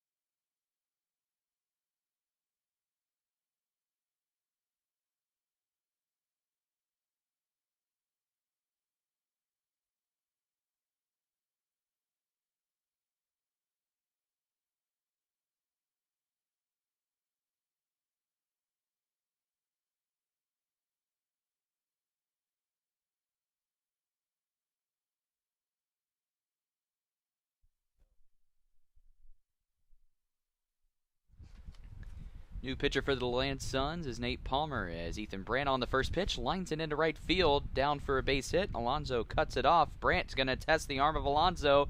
Throw to second is offline. It's a leadoff double for the right fielder, Ethan Brandt.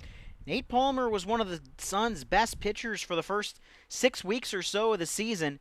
But he's had a rough go of it the last couple of outings for the Suns. He's gotten hit really, really hard in his last couple of outings against Sanford and Leesburg. Still has good numbers on the season when you examine it. His ERA south of 4, a 3.85 ERA, and he's the Florida League strikeout leader with 47. The first pitch to Wesley Faison is fouled off, out of play. 0-1. But he had a 1.64 ERA after 6 strong innings against the Leesburg Lightning on July 9th. Since then, 4 1/3 innings, 10 earned runs. Geez, not a recipe for success. As Palmer looking to recapture some of what worked at the start of the season in this outing, but not off to the great start as Ethan Brandt stands with a lead off of second. 1-1 count here to Wesley Faison. Here's the pitch. Swing and a miss. Actually looked like it tipped off of Christian Pregent, and he is in pain, and I would be too, based on the area that Pregent is favoring. The second time in, I think, 3 nights that the poor guy's gotten hit there. Whew. I can feel that pain from up here. That's the second time in 3 nights that exact situation has happened to poor Christian Pregent. It doesn't happen all to Montenegro yesterday, and then Pregent gets back behind the plate and he gets nicked again. He's going to be checked out by the trainer. Not really sure the remedy for helping that situation out, but either way, time is the only thing. That's the remedy that they're getting Pregent right now is time, as Suns do have another catcher if they need it in Rodrigo Montenegro, who's probably down catching bullpens right now, but I think time is all that Pregent needed, as he'll walk it off and head back behind the dish. Pregent again catching Nate Palmer, who is the Florida League leader in strikeouts at 47 this season. Does have 26 walks, however, over 37 in a 3rd innings pitched. Again, picked up his first loss of the season against Leesburg Lightning just 3 nights ago in the 17-6 victory for Leesburg, as Faison stays alive. Fights off the 1-2 pitch out of play. Again, in that outing against Leesburg, inning and a third, 7 runs, 5 earned, 3 hits. Again, 3 hits, but 4 walks. And it's a stat line that is full as he gets facing to pop it up in the infield. The first baseman, Burke, will make the grab for out number 1. That is a huge first out. Yeah, it's a big confidence booster for Nate Palmer to get that first out on weak contact as he comes in for Nick Cesare, who gave the Suns all they wanted tonight. 4 innings, 5 hits, 1 run it was earned, 6 punch-outs and 1 walk. It's a very good outing for Nick Cesare, and he's going to be someone the Suns, especially if they get later into the playoffs, a Game 3 or into the finals, they're going to call on Nick Cesare. First pitch to Bryce Jackson. It's on the outside corner. Strike 1.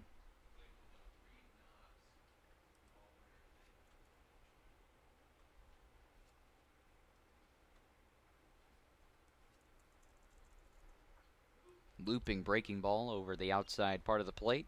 0-2 the count to Bryce Jackson.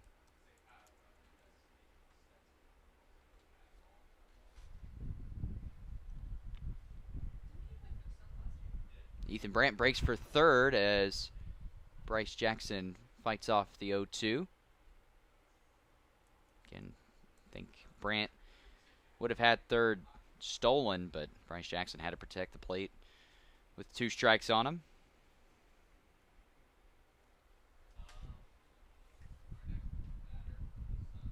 And again, that ball came back and I think caught the hand of Pregin, who looked to be in pain again, but he's ready to go as Palmer tries to get the second out of the inning.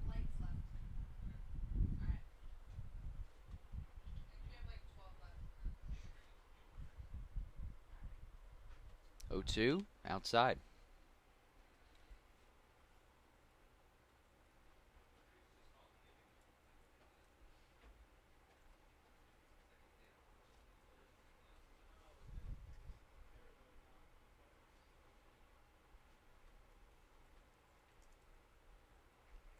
Swing and a miss. Pregent will do the dirty work. Fire over to the first baseman, Burke, to strike out. 2-3 put out. 2 gone.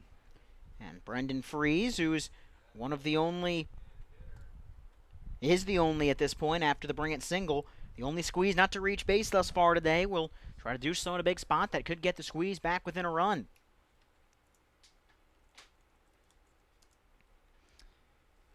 Again, don't want to leave Brandt stranded at second as the first pitch is outside, ball 1.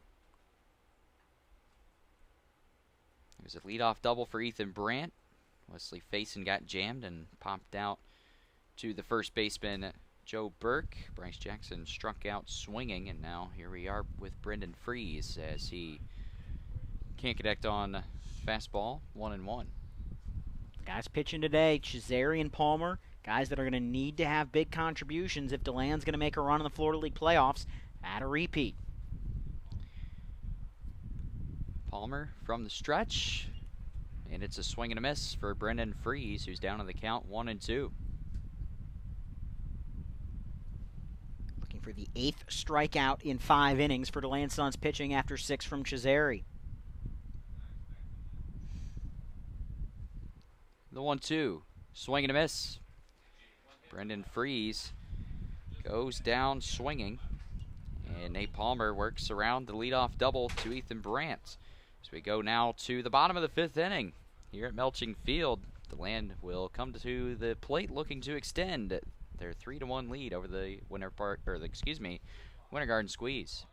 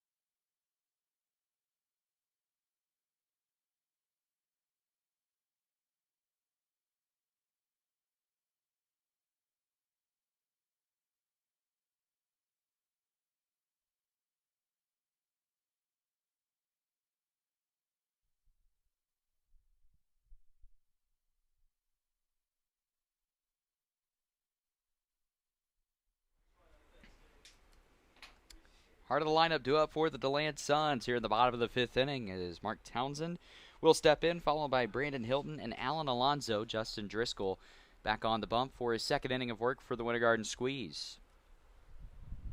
And he faces the heart of the order. Townsend, Hilton, Alonzo. Townsend couldn't get anything going off Medina. Struck out in the 1st and 2nd innings. First pitch is another swing and a miss for Townsend, who, again, just is having a hard time connecting here today. As the throw back to Justin Driscoll once again goes into center field. Anthony Dorak shows off the arm, gets it to Justin Driscoll. And it's an 0-1 count. And that's something that the coaches at Weber International will have the fall to work on with Cale Jones, as it's a guy that can help that team in a very, very competitive conference. As Justin Driscoll shows off his best Marcus Stroman impersonation, trying to throw off the timing of Mark Townsend, but misses the pitch outside.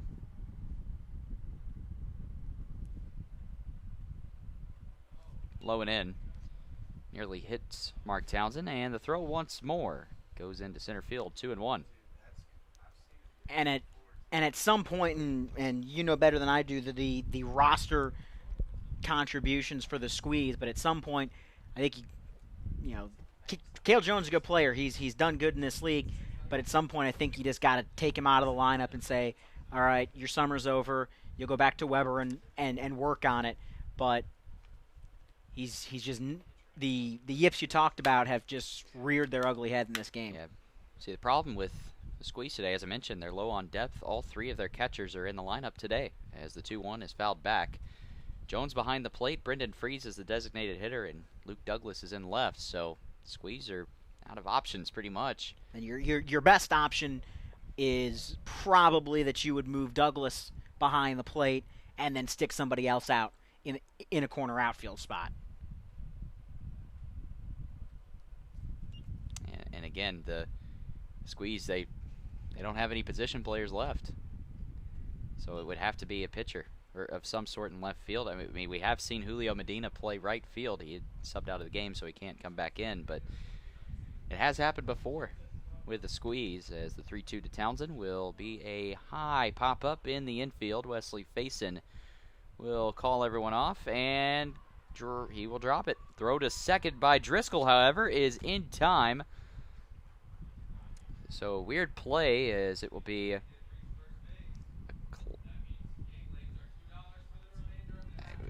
E5, but out, advancing on a 1-4 put out. So just a weird play all around.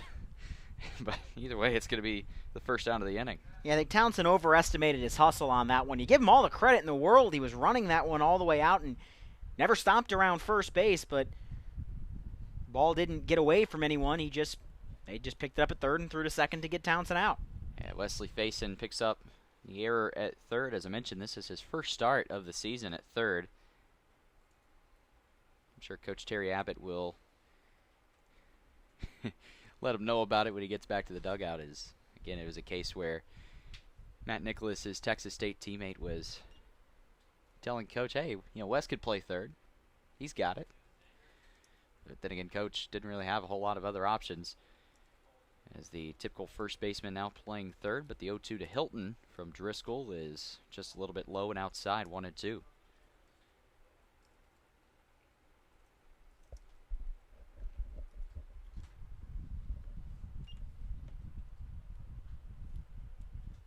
Hilton fights off the 1-2 pitch. Offense has been a premium in this game. We've had 6 consecutive scoreless half innings since we had 3 in the bottom of the first, 1 in the top of the second. No one scored since the top of the second inning. Had plenty of hits, but no one's gotten any runs. Follows a similar trend to last night's game, as 1-2 gets away from Driscoll, misses low and inside. 2-2, as there were 8 runs scored between these two teams in the first 3 innings in last night's game. Then the middle innings came, and both teams hit a lull, but then Winter Garden exploded for 1 in the 6th, 7 in the 7th, and 1 in the 8th. So the 2-2 is grounded to DeValle at second. He scoops it and throws over to the first baseman Jackson in time for the second out. 5 straight Suns, or 6 straight Suns essentially have been retired. Townsend reached on in the air but was immediately put out on trying to advance to second. The last Sun to get on and stay there was Joe Burke, who singled in the third.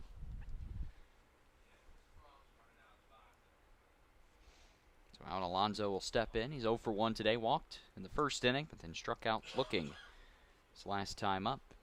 First pitch, fouled back over the press box.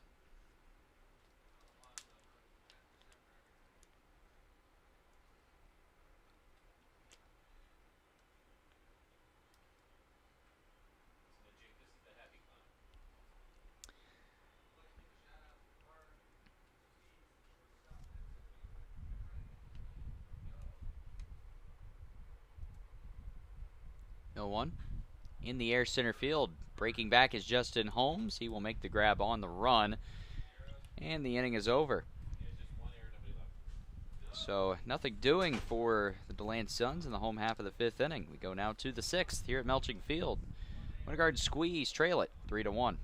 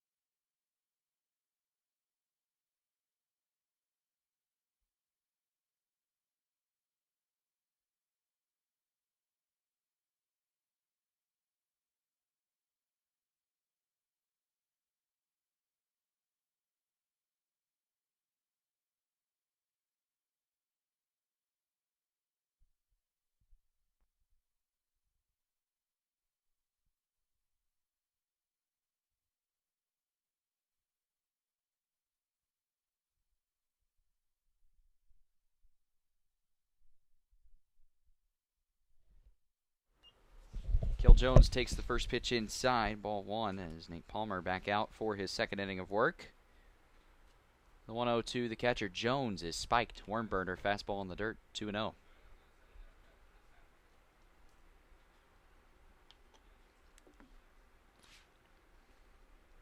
It'll be Jones followed by DeValle and Dorak for the Winter Garden Squeeze. 2-0 misses yet again. And Palmer down in the count, 3-0.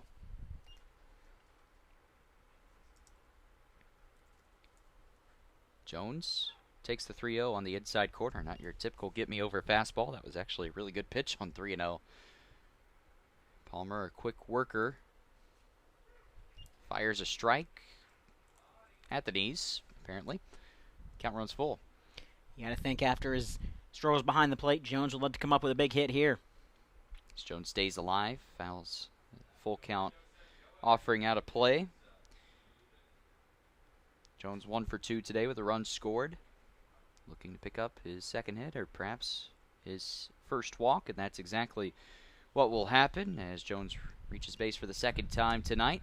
It'll be a leadoff walk. Now Alex DeValle, who is 1 for 2 today, will step in. And it does bring the tying run to the plate here in the 6th inning, as the Suns have been very strong on the mound tonight, but one mistake could put Winter Garden right back in the thick of it.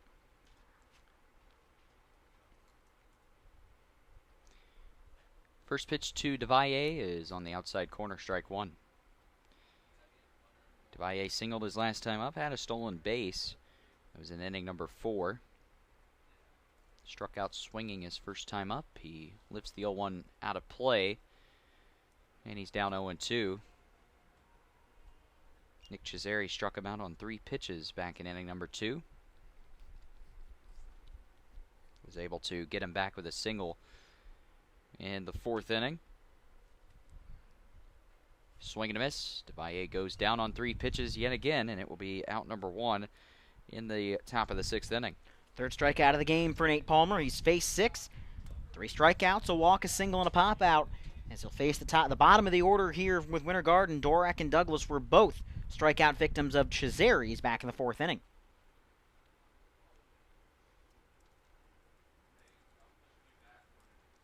And Dorak 1 for 2 today. First pitch. Outside. 1-0.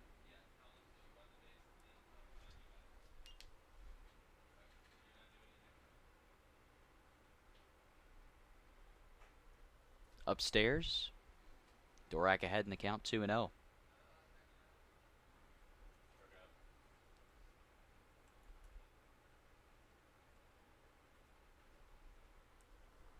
Palmer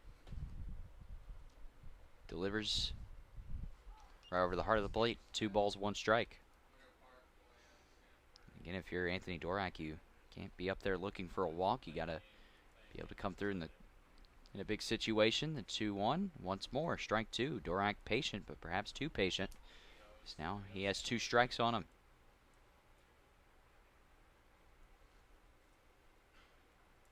The 2-2. Just a bit inside.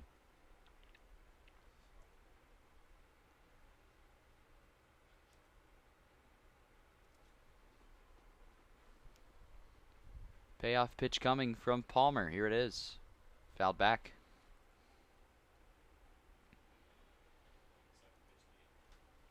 Seventh pitch of the at-bat forthcoming to Anthony Dorak. As Palmer's trying to get the second out of the inning, and if Dorak reaches, he's the tying run that would stand on first base for Luke Douglas. 3-2 outside. He walked him. Second walk in the inning for Palmer.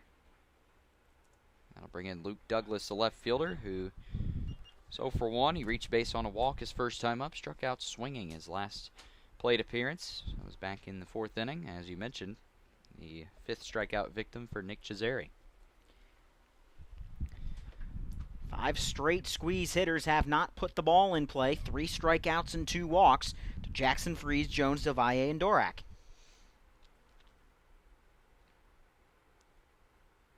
And the first pitch is going to be strike 1.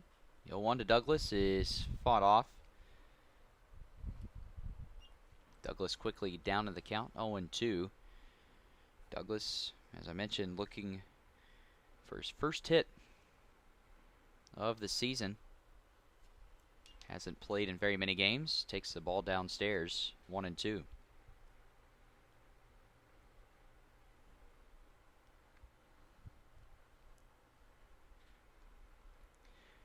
The 1-2. Called third strike. Inside part of the plate. Douglas was frozen on the pitch. 2 gone, and Justin Holmes will look to deliver with 2 outs. And making now 6 straight that have not put the ball in play with 4 strikeouts and 2 walks from Nate Palmer. As now if he can get the top of the order in Holmes, who has been struck out once by Cesare to go with a ground out and a single, keep that 2-run lead intact and be a second scoreless inning for Nate Palmer. First pitch to Justin Holmes, just below the knees, 1-0. Palmer, strikeout number 4 of his outing, just continuing his impressive season. 51 strikeouts, leads the FCSL. Now 2-0, the count to Holmes.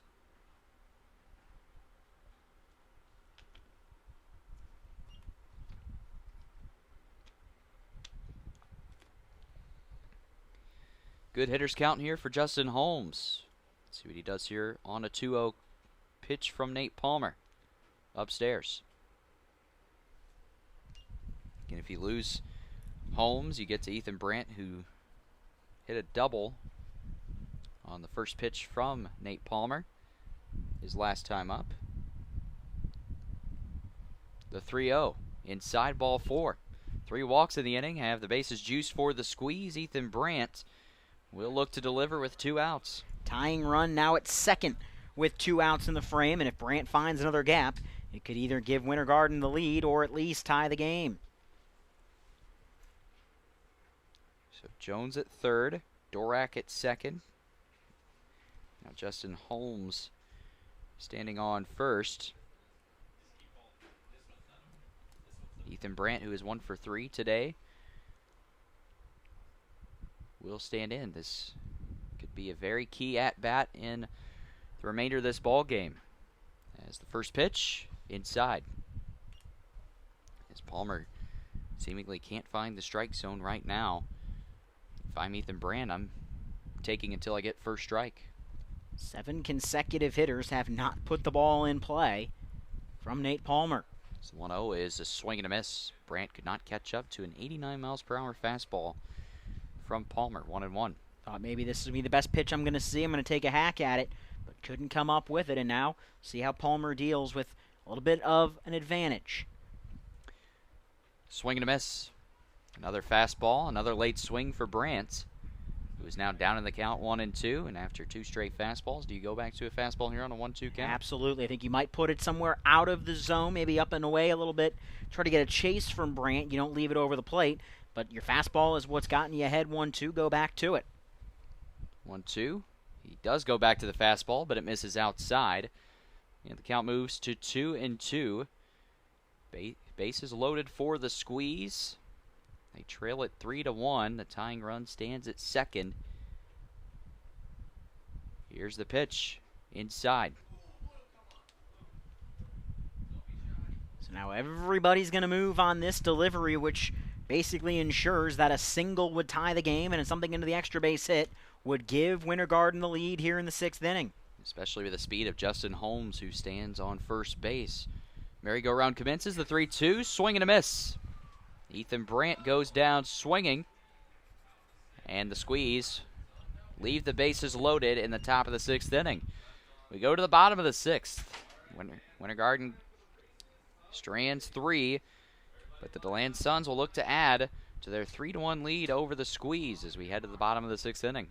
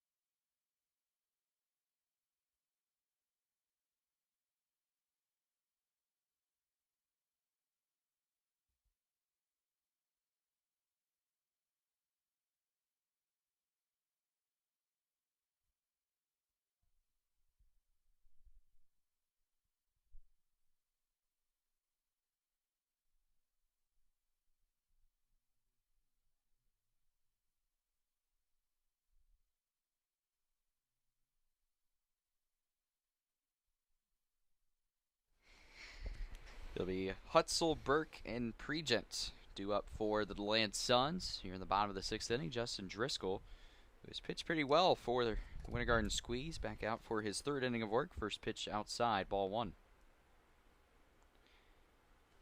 1-0 to Hutzel. In the air, left center field. Charging in is Justin Holmes. He will field it on a bounce. It'll be a leadoff single for the 3rd baseman, Hutzel. Couple hits today for Peter Hutzel. He had a single back in the 3rd. He was left on 2nd. We'll see what the Suns do at the bottom of the order. Joe Burke's 2 for 2 today for the DeLand Suns.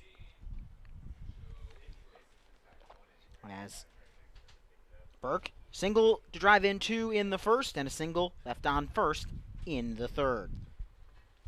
Take you around the Florida Collegiate Summer League after this first pitch to Joe Burke, which is lined up the middle. Back-to-back base runners on back-to-back singles for the DeLand Suns. First and second with nobody out as Christian Pregent will step up to the plate. In Sanford, it was a split doubleheader between the Winter Park Diamond Dogs and the Sanford River Rats. Sanford took game 1, 7-3. The Diamond Dogs matched the Florida League record for wins in a season with 30, with the game 2 victory over the River Rats, 5-4 the final score. Leesburg took game 1 over Seminole County 4-2. They're just now getting underway with game 2 of the doubleheader in Leesburg. Grounder to short. Dorak will take it the short way to Faison for the force out. 1 gone as Tim Dixon will step up with 1 out. Yeah, it was an easy play for Dorak going towards the third base side. Had the wherewithal to know not to try to make the usual play of going to second, just to flip it ahead to Faison at third to get Peter Hutzel. So just replace the runners, replace Hutzel with Burke and Burke with Pregent, and put an out on the board for the 9-hole hitting Dixon, who was elevated a couple of fly balls today, 1 to right and 1 to center. First pitch to Dixon is swing and a miss. Front door breaking ball by Driscoll. Good pitch.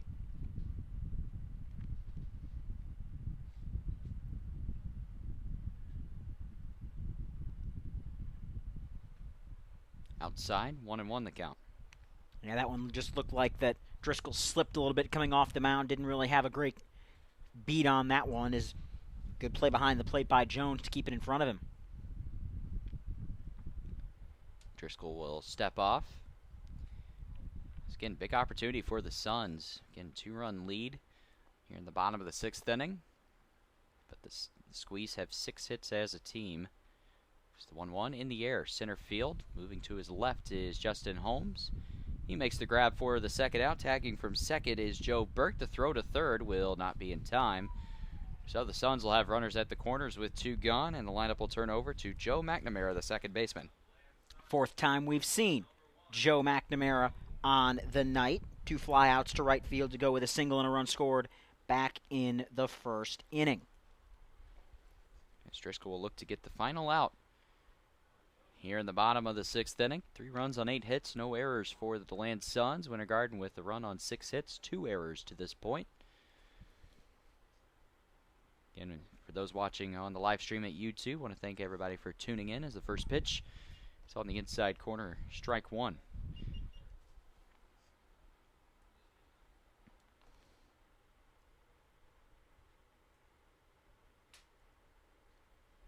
Driscoll peers over to first. Moderate lead for the catcher, Pregent. The 0-1 outside.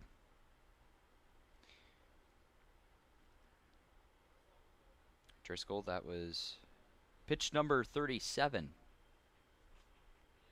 Not a bad tally. He's thrown 2 2/3 innings to this point. Pickoff play, but the catcher, Pregent, is back safely.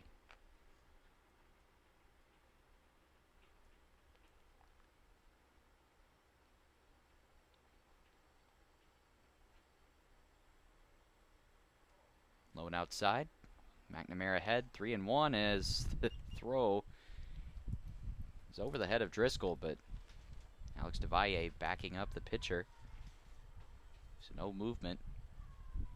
That was a good job by Del Valle, because that wasn't a, oh, he was already there. That was a reaction play. He saw the throw was going to be sailed, and he got there quickly enough to save any problems. So I misspoke. It was actually a 2-1 count. Now the 2-1. Called strike. Outside part of the plate. Driscoll 1 strike away from getting out of the jam. And with Jones's arm, you got to be aware if you're Joe Burke, if you see that ball coming out high, you may need to make a break for the plate. The 2-2. Check swing, but McNamara did not go, and it's a ball low and outside. Pregent will get a head start at first. Full count, 2 away. Here in the bottom of the 6th inning, big pitch forthcoming. Connor Fernari waits on deck. Should McNamara reach? And before the 3-2, as I build up the full count offering, Justin Driscoll will decide to check on the runner at first. And once more, Pregin is back safely.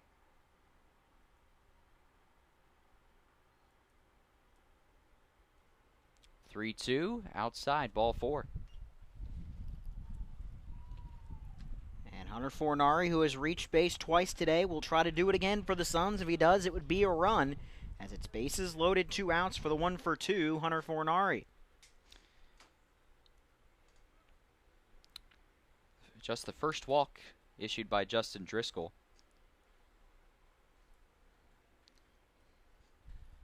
Again, he gave up 2 straight singles to lead off the inning. Pregent reached on a fielder's choice after Dorak got the force out at third base. Bases loaded for the Suns. And the first pitch to Fernari is outside, ball 1. Suns looking to gain some momentum heading into the FCSL playoffs, which begins Monday as the number 5 seed Seminole County will play the number 4 seed in the Leesburg Lightning. Called strike. 1-1 the count.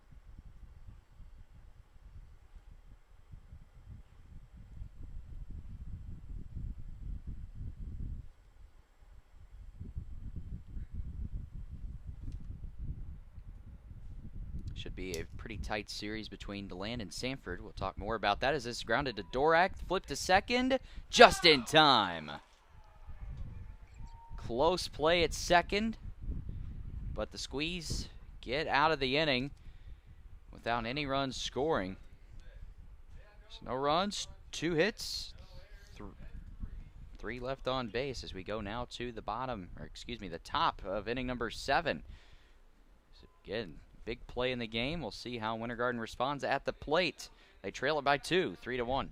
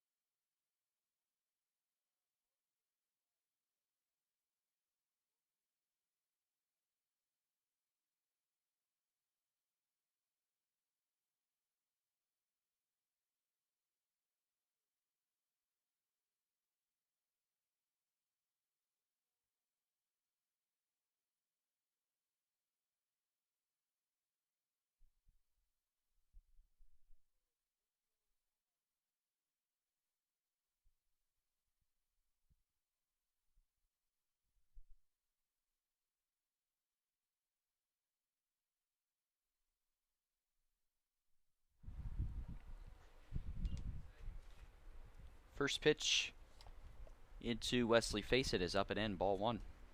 As Nate Palmer, again, last inning was certainly an interesting one for the big righty, as 1-0 is on the inside part of the plate, strike 1. 3 walks, but 3 strikeouts, and the Squeeze left the bases loaded. But they have the heart of the lineup due up here in the top of the 7th inning. Looping breaking ball just missing 2 and 1. Palmer's faced 10 batters. Only 2 have put the ball in play, and 8 straight have not put the ball in play. 5 Ks, 3 walks. Strike 2 called.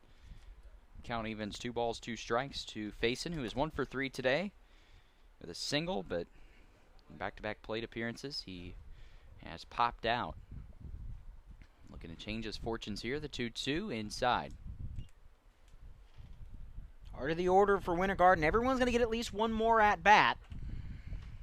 As Faison, Jackson, Freeze starting it off here in the 7th inning, what is still a close ball game. And Faison takes ball 4. It's just off the inside part of the plate. Walk number 4 for Palmer. Lead off base runner. Now Bryce Jackson steps in. Last 8 hitters have gone like this. Strikeout, walk, strikeout, walk, strikeout, walk, strikeout, walk. So what does that mean for Bryce Jackson? Jackson could be part of the chain, or he could be a chain breaker. He represents the tying run at the plate for the Winter Garden Squeeze. As the first pitch is lined into right field, base hit. He's the first Winter Garden Squeeze, and I believe, what is that, 8 batters to actually put the ball in play. Breaks a streak of 9 straight. It had started with Jackson, it ends with Jackson. And now, quietly, the Squeeze have the tying run at first with nobody out, as action is up in the bullpen of the left-handed variety for the Suns. So Brendan Freeze will look to become the ninth Winter Garden Squeeze to reach base today, as the first pitch is a called strike. Freeze is 0 for 3 with a strikeout. Again, 15 hits combined between these two teams. In the air, left field. Mark Townsend will make the routine play in left. Both runners will stay put. 1 away. Away for Cale Jones. Single ground out walk for him today. Tying run at first with 1 out here in the 7th inning in a game that has been completely scoreless since the top of the 2nd inning when Winter Garden scored 1 run. So Palmer looking to retire Jones, who's reached base twice today. The catcher from Weber International will take the first pitch just off the outside corner. Ball 1. And Faison standing off of second base. Bryce Jackson at first. 2 guys who, again, aren't going to blind you with their speed. So, again, anything in the gap, it might only score 1, as 2-0 is the count to Jones. Followed by Del Valle, who's gone strikeout, single, strikeout. Struck out against Cesare in the 2nd, struck out against Palmer in the 6th. Jones lifts this one in the air to left field. It's going to stay in play. Mark Townsend, once again, will make the play in left. So again, not the most productive past couple of at-bats for Freeze and Jones, as the Squeeze had 2 on with nobody outs. Now Alex Del Valle will step in with 2 outs, looking to drive in at least 1 of those 2 runs. Again, Winter Garden leaving men on base has been an issue, as through 6 innings of play, they have left 9 men on base. The 2-0, or excuse me, the first pitch to Del Valle is a swinging strike. Don't know where I got 2-0 from, for being honest.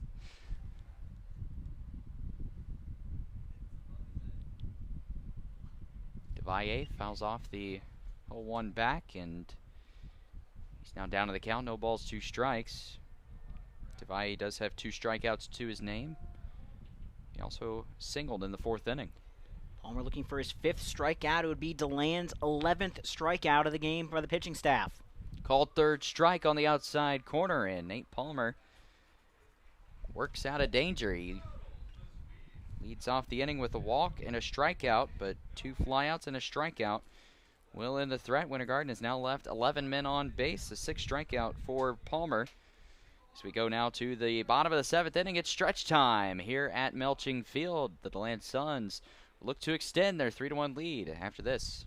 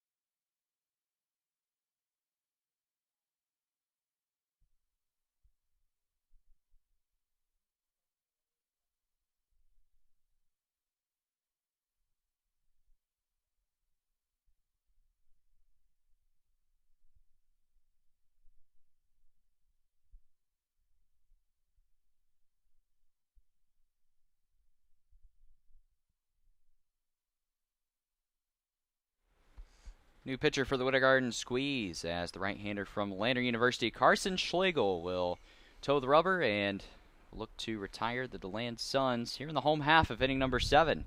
He's Ryan Murphy. I'm Logan Whaley. Close game here between the Suns and the Squeeze. Haven't seen a lot of offense since the second inning as the first pitch to Townsend is in the air to center field. Going to be a tough play for Justin Holmes or Anthony Dorak. Dorak gave way to Holmes. And wouldn't you know it, Mark Townsend gets thrown out at second again. He did the same thing. He hustled around first on a ball that shouldn't have dropped, and he gets thrown out at second. It's deja vu. As Yogi Berra once said, it's deja vu all over again as Mark Townsend reaches but then gets thrown out at second for the first out. And Townsend, I think he's hoping he might get one more at-bat. That was his 49th hit of the summer, and he's trying to get number 50. So 1 pitch, 1 hit, and 1 out for Carson Schlegel. Schlegel making his 13th appearance this summer. He's 0-3 with an ERA just over 5. 19 1/3 innings, 25 strikeouts, 13 walks. His last outing came against Leesburg a week ago. Picked up the loss. It was a bit unfortunate as the first pitch to Brandon Hilton is called strike on the outside corner, 0-1. Schlegel went 3 1/3 innings, gave up 3 runs, but just 3 hits. He struck out 6 over those 3 1/3 innings and only walked 2 as the 0-1 is in the air, foul territory, third base side. Wesley Faison will watch it sail into the DeLand bullpen. 0-2 the count now to Hilton.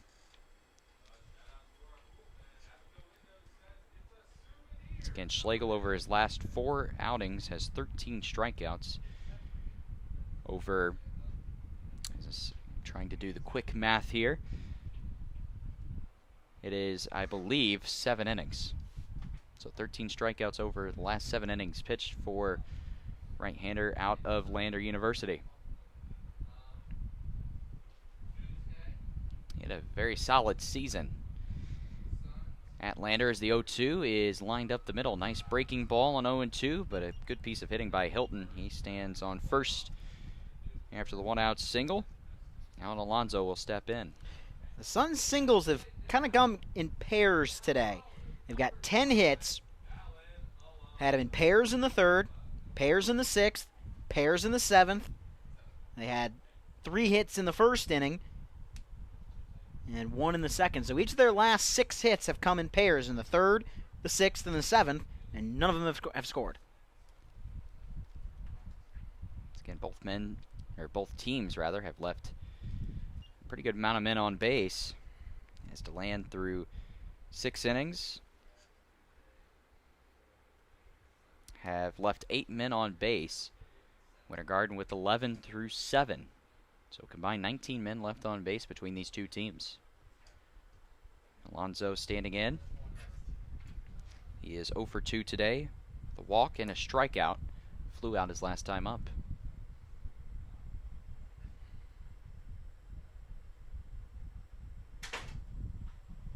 0-1 grounded. Dorak, a diving play, throw to second for the force in time for the second out. What a play by Anthony Dorak. Yeah, filling in for Dalton Shuffield admirably, as that was an excellent play to put down Brandon Hilton for the second out of the inning. And the hits continue to just come in pairs as after 2 singles, it's a fielder's choice, and now runner on first with 2 gone for Peter Hutzel as Schlegel looks for a scoreless frame. The 6th inning has looked identical to the 7th as Coach Terry Abbott will make his way out to the mound. Not sure the reason why. There is somebody standing with a glove in the Winter Garden Squeeze bullpen. I don't know if he's giving Anthony Dorak some time to recover. He did look a little shaken up after the diving play. But either way, the 6th inning started with 2 singles and then a fielder's choice. The 7th inning started the same way. So Hutzel would love something in extra bases here, but you got Joe Burke behind him, who's been the best hitter in the lineup today for the Suns. 3 for 3 with 3 singles and a couple of runs batted in.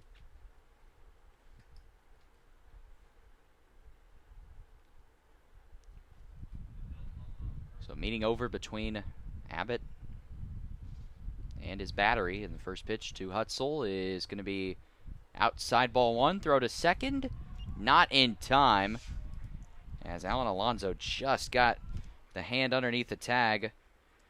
So he'll stand in scoring position with 2 away. So big opportunity here for Peter Hutzel to come through with potentially his 3rd hit of the afternoon. Alan Alonso has stolen 11 bases, and all of them have come in the last 16 days. It's pretty decent. As Alonso stands at second as Hutzel fouls off the 1-0 pitch back.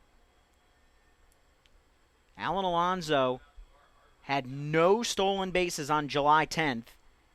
And since then, there's only been 2 games, at Sanford on July 20th and at Leesburg on July 24th, where he didn't steal at least 1 base. And in that time, he's 11 of 11. 1-1 inside. Hutzel forced to back off the plate.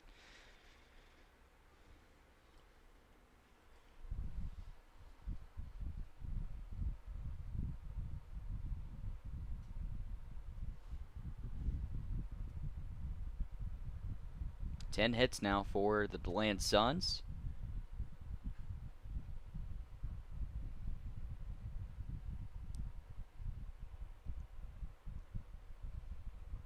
The 2-1 from Schlegel. High and outside, 3-1. Final line for Justin Driscoll. 3 innings in relief, 2 hits, no runs, a walk, and a strikeout. One of the better outings for Driscoll all season. And a good way to, a good note to end a summer on, as the 3-1 from Schlegel is a swing and a miss. I think Hutzel was trying to hit that one to Leesburg, but came up empty. As we look for what would be the 5th consecutive total scoreless inning and the 11th consecutive inning without, or half inning without a run. So Winter Garden had the last run scored. It was in the top of the 2nd inning. Since then, it's been zeros. Until now, as this one is in the air, carrying well into right field, but it's actually going to drift foul. So off the bat, it looked like it was going to be a home run down the right field line, but drifted foul at the last second. Wound up in the bullpen of the Winter Garden Squeeze as someone got himself a souvenir, and looks like he'll proceed to use it as his new warm-up ball.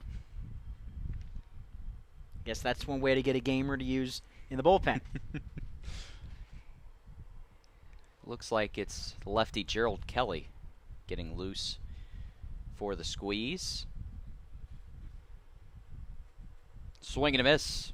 Good pitch by Schlegel. He gets Hutzel to go down swinging for the final out of the inning. No runs on a couple hits, no errors, 1 left. As we go now to the 8th inning. Winter Garden starting to run out of opportunities. They only trail it by 2. It's 3-1.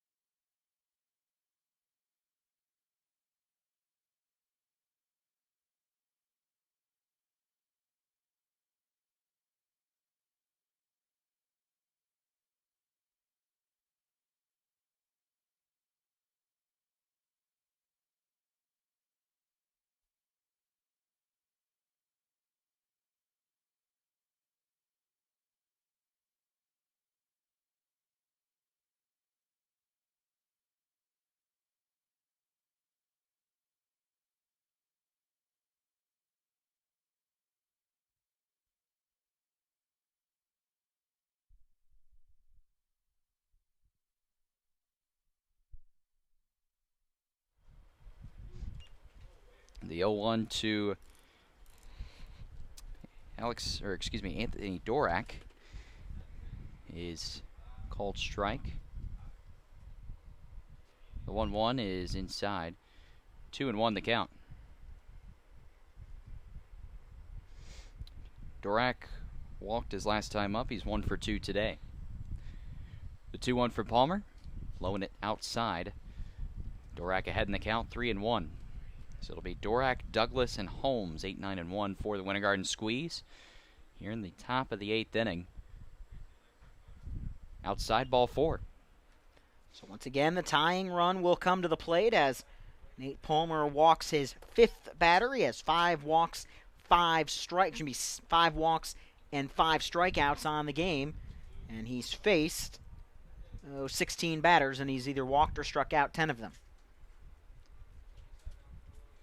And the Suns do have a lefty getting warm in the bullpen. Luke Douglas will lay down a bunt, and it's a thing of beauty. Pregent looked to second, but his only play is to first.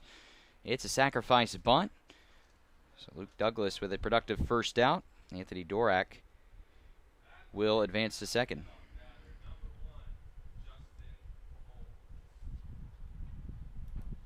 And now it's the top of the order's turn to try to get something going against Nate Palmer. They've threatened almost every inning in this game. It's Palmer and Cesare have combined to get out of almost every jam. As Holmes lifts one in the air, carrying well into left center field. Moving back is Townsend. He will make the grab on the run for the second out. Tagging from second and getting to third safely is Anthony Dorak. Hard hit ball by Justin Holmes, but a great defensive play by Mark Townsend to record the second out. As it's going to be up to Ethan Brand as Winter Garden tries to avoid leaving their 13th runner on base tonight, including 1, 2, 3, 4, 5, 6, 7. This would be the 8th runner they've left in scoring position if they're unable to get Dorak in. Had a runner in scoring position in each of the last 5 innings. It's Ethan Brandt. He's 1 for 4. He does have a double, but he also has 3 strikeouts, looking to avoid the golden sombrero. And again, a run here in the 8th inning would be huge. As Brandt pops this one up in the infield, it's going to be in play. Who wants it? Joe Burke straddles the foul line and will make the grab for the final out. Ethan Brandt pops out to in the inning, going now to the bottom of the 8th inning. Winter Garden once again strands at another runner in scoring position, but DeLand will look to add another insurance run here in the bottom of the 8th. They lead it 3-1.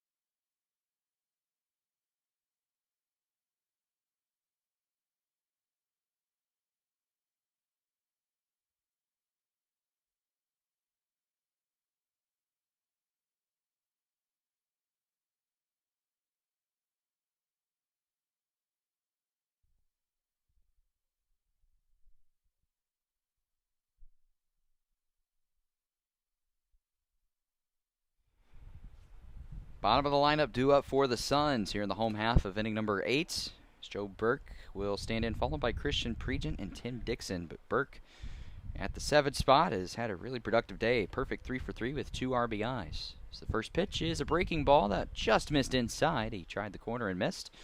1-0. As came over the head of Joe Burke, who's trying to reach base for the 4th time tonight. Be a heck of a way to make the statement that he needs to be in the lineup come playoff time. 2-0 the count. Fastball misses upstairs.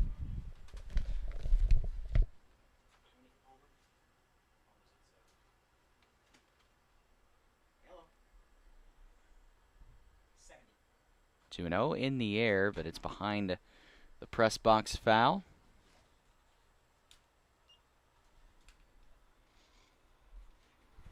So 2-1 the count to the first baseman, Burke.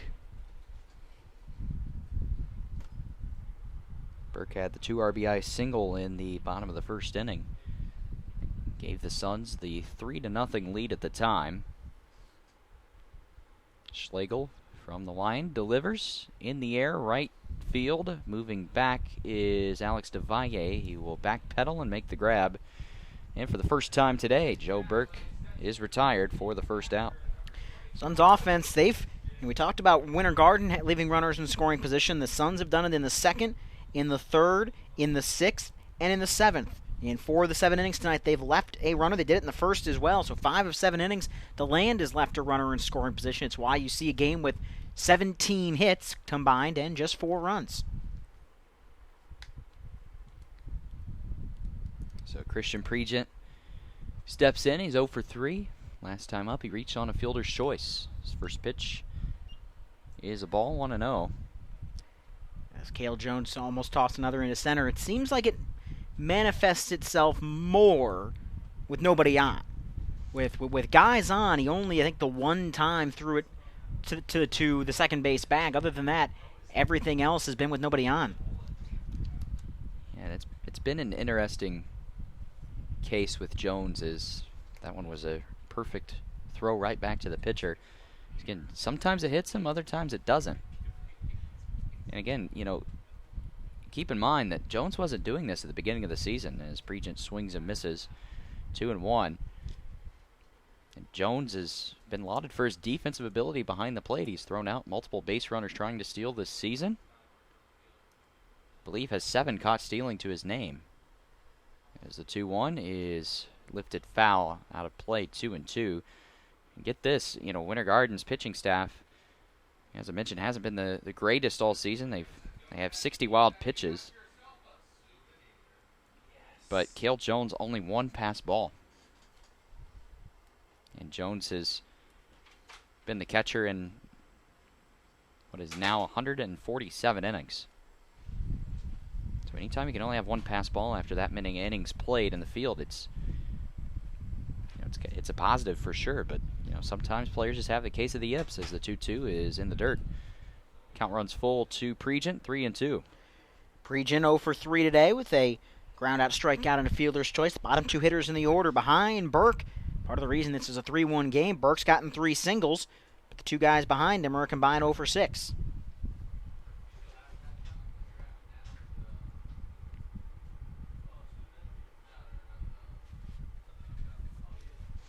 So Schlegel looking to get the second out of the inning. 3-2 coming to Pregent.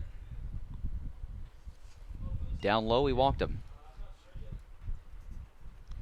Second plate appearance in a row where Pregent's found his way on base. He hit a ball hard into the shortstop hole last time up, and great play by Dorak turned it just into a fielder's choice.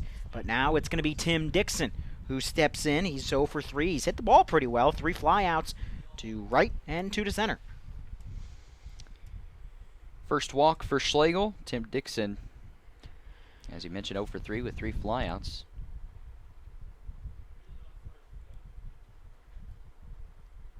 First pitch to Dixon, just missed. Looks like Garrett Priestley is warming up in the bullpen for the Suns, that he may come on and try to get the save in the top of the 9th inning to allow DeLand to break their franchise record for wins in a summer that includes the playoffs at 27. Pitch gets away from Jones, takes away the double play possibility as Christian Pregent takes second. And puts a runner in scoring position for the 6th time in 8 innings for the DeLand Suns, but the only inning they've gotten across was the double by Hilton and the 2-run single by Joe Burke.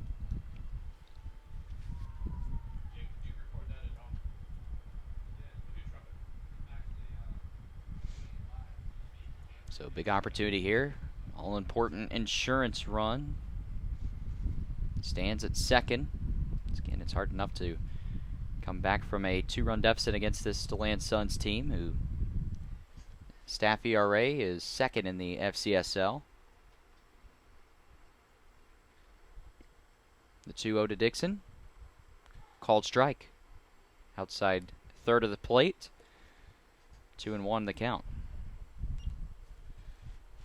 Behind Dixon is the top of the order and Joe McNamara, who's 1 for 3. He's reached twice on a single and a walk. 3-1 the count. Schlegel looking to avoid his second consecutive walk.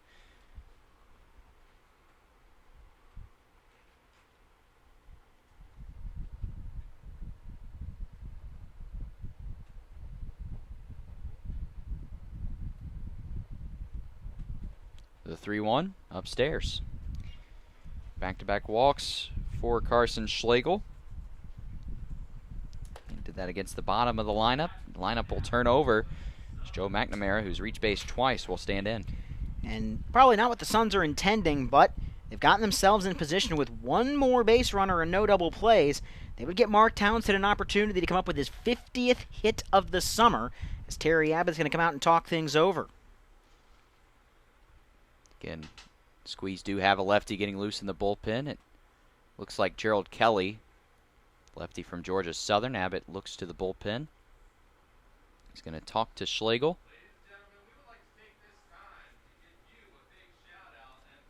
So maybe give Kelly a bit more time to throw a few more warm-up pitches. Kelly, if he does come in, he's had a pretty impressive summer, granted in limited innings pitch. Has battled some injury throughout the summer, but Kelly's 1-0 this season with a 2.84 ERA. He's only thrown in 5 games, 6 1/3 innings, but get this, 10 strikeouts in those 6 1/3 innings. Big strikeout potential from the left-hander in Kelly. If Townsend gets back up, and if he gets his 50th hit, he would become just the second player in DeLand Suns history to get 50 hits in a season.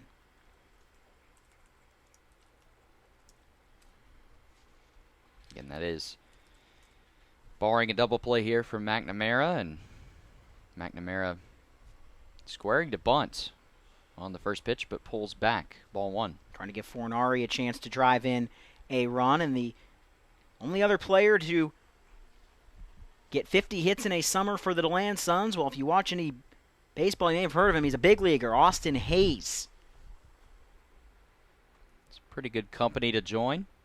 Mark Townsend will look to join Hayes if he's able to come up in the inning, as McNamara not squaring to bunt on the pitch, fouls it back. The count moves to 1-1.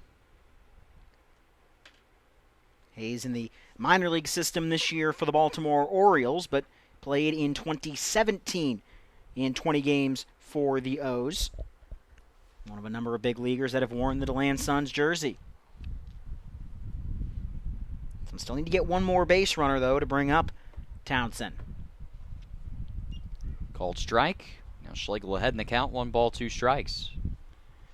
McNamara singled in the first, then had back-to-back flyouts to Ethan Brandt. Reached on a walk his last time up in the 6th inning.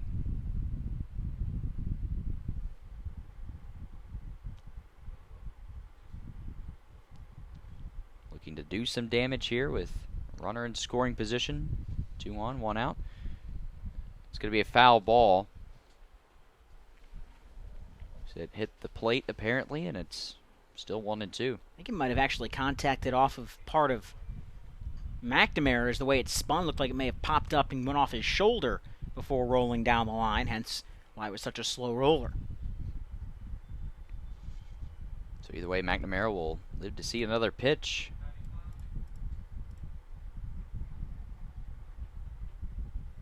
Schlegel taking his time.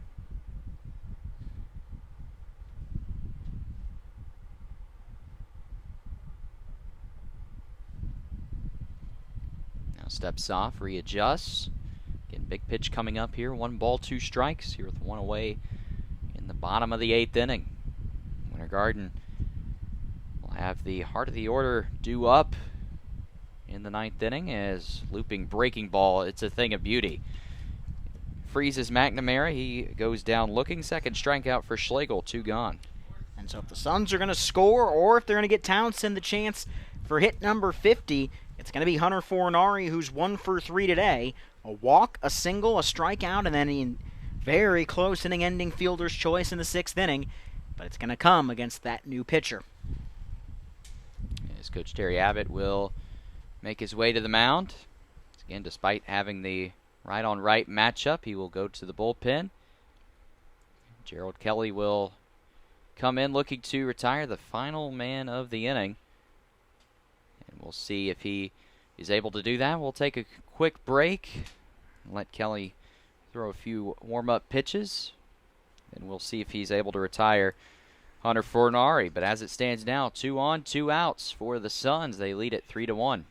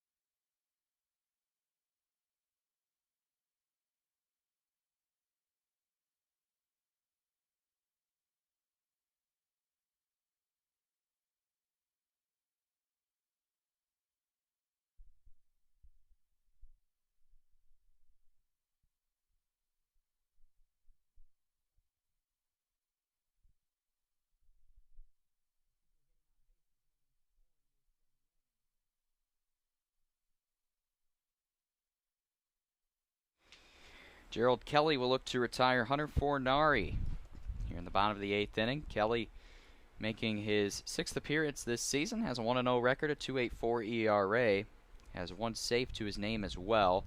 6 1/3 innings for the lefty out of Georgia Southern, 6 walks, 10 strikeouts. He's only given up 4 hits this season, 2 of those 4 coming in his last outing against Seminole County in a loss just a week ago. 2 innings, a run, 2 hits, 1 walk, no strikeouts as the first pitch just missed, ball 1. And if Fornari reaches, it would be the chance for Mark Townsend to get his 50th hit of the summer and join former big leaguer Austin Hayes as the only 2 Suns players to ever do that. 1-0, bounces and gets away from Cale Jones, who tried to backhand the pitch in the dirt from Kelly. So it takes away the force play.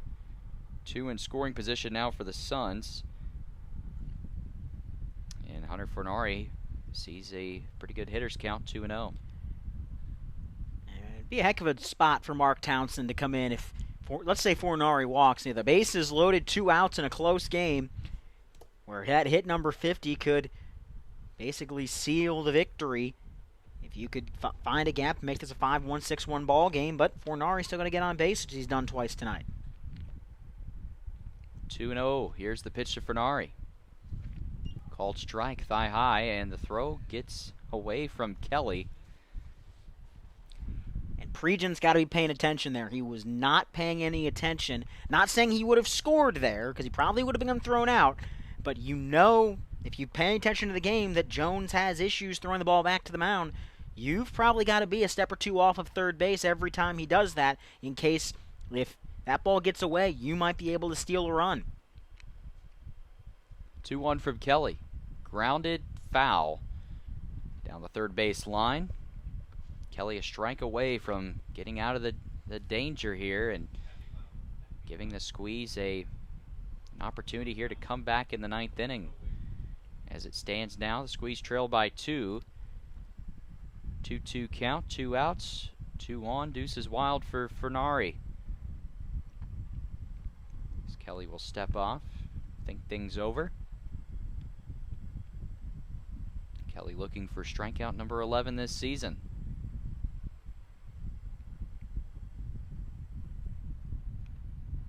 The 2-2. That one went about 53 feet, bounced, and count runs full, 3-2. And that time, Pregent didn't go all the way back to the bag, kind of stayed a step or two off and looked to see if the throw had actually gotten back to the pitcher. So Kelly, full count, don't want to lose Fernari, get to Townsend, the 3-2 in the air, center field. Justin Holmes charging in. He will give way to Ethan Brandt, who makes the grab for the final out of the inning. As the Winter Garden Squeeze will exhale a bit after stranding 2 DeLand Suns on base at second and third in the bottom of the 8th inning. Final chance coming up for the Squeeze. They trail it 3-1. They'll have the heart of the lineup due up after this.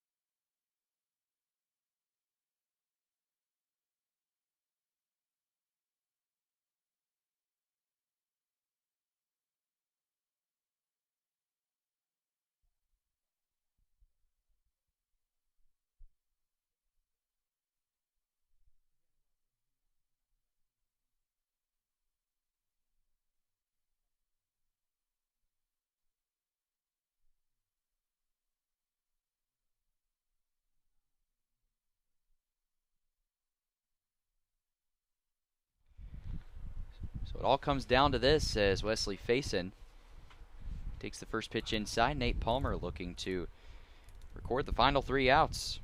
He will pick up the win on the bump. Should he record the outs from Faison, Jackson, and Freeze, who stand in Palmer's way. 1-1 the count as Faison fouls the pitch back. And if the game were to extend, it would be Townsend, Hilton, Alonso for the Suns in the bottom of the 9th inning. The story of tonight has been twofold. It's been runners left on base, but the sort of reverse of that is it's been these two pitching staffs working out of trouble time and time again to keep this game 3-1, and they've just avoided giving up that big hit. Faison rips it foul. Down the right side out of play. So again, Winter Garden, they've left men in scoring position in every inning. They haven't been retired in order except for the third inning. The past, count them, 1, 2, 3, 4, 5 innings, the Squeeze have had runners in scoring position, but they've been unable to capitalize. As the count moves to 2 balls and 2 strikes, pitch misses to Faison low and outside. So again, he left 2 in the first, 3 in the second, 1 in the fourth and fifth, 3 in the sixth, 2 in the seventh, and 1 in the eighth as the count runs full to Faison. Again, if you're Palmer, you don't want to give up a lead-off base runner, especially via the walk. As Faison does indeed work the walk, second straight walk that the third baseman has drawn. He is still 1 for 3 on the day, but he's at first. Sixth walk issued by Palmer. Now Bryce Jackson, the first baseman, will step in representing the tying run at the plate.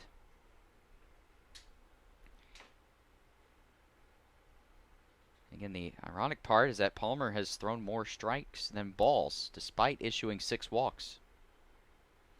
First pitch to Jackson, lifted foul, and out of play behind the plate.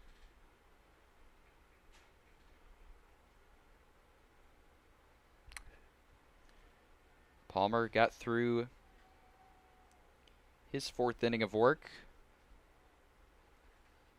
in the last inning. 70 pitches, 40 strikes, and now that was the 9th pitch he's thrown in the inning, and it's a 1-1 count to Jackson. 44 strikes, 35 balls. As pitch number 80 just misses, 2-1. And you look back at this summer for Winter Garden, and regardless of how this game ends, you say, what if? Winter Garden has lost 12 games this summer by either 1 or 2 runs. That doesn't even include the tie that they had. This is a team that in a different summer, they pick up 6 or 7 of those games, and a team that's either going to finish 9-29 or 8-30, all of a sudden that becomes a 16-16 ball club.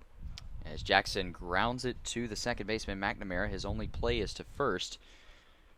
So 1 away as Faison advances to second, and this is a situation where you would hope that Winter Garden would come through the run and any of the innings between innings number 4 through 8, because that could be a potential tying run standing at second base, or even a go-ahead run had the ball bounced in a different way. But either way, it's going to be Faison at second. Brendan Freese at the plate. He's 0 for 4 with a strikeout. You look at some of those games that Winter Garden just didn't get that big hit. They get that even 2 or 3 times, and everyone's still in town, and they're playing in Leesburg on Monday night. Freese fights it off, and I think that's probably the biggest thing about this Winter Garden Squeeze team is that, again, the record doesn't show the true talent that is on this team. Again, you look at the 24-game winless streak, and it could be easy to write off the Squeeze, but as you mentioned, the majority of those games were 1-2 run games. This is a team that has beaten every team in the league with the exception of Winter Park, as the 1-1 is on the outside corner, 1 and 2. They've beaten DeLand twice, they've beaten Seminole County twice, and everyone else once, with the exception of Winter Park, as I mentioned. But the majority of those games have been close ones. So 1-2 is inside, 2 and 2. Again, some high-scoring games, and again, some of that could be an effect of playing at Lake Mineola High School, where dimensions are 300 down the lines and 360 deep center. The 2-2 grounded to third. Faison's going to charge toward third. He will get there, but the throw to first is in time, and the DeLand Suns are 1 out away from their 27th victory of the season. It'd be the most of any DeLand Suns team when you include playoffs and everything else. The 2 championship teams both won 26 games. The team last year won 22 with 4 playoff wins. The 2012 team won 23 with 3 playoff wins.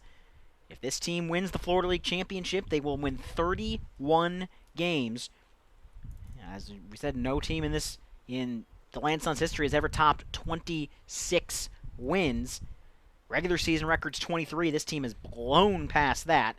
And if they get this win, it's win number 27. But Cale Jones is the tying run at the plate. First pitch to Jones is waved at and missed.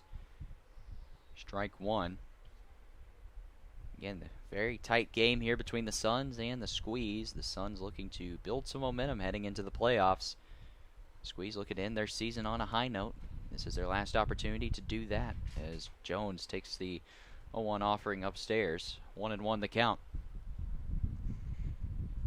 Palmer from the stretch delivers. Breaking ball outside corner, called strike two, and the Squeeze are down to their final strike.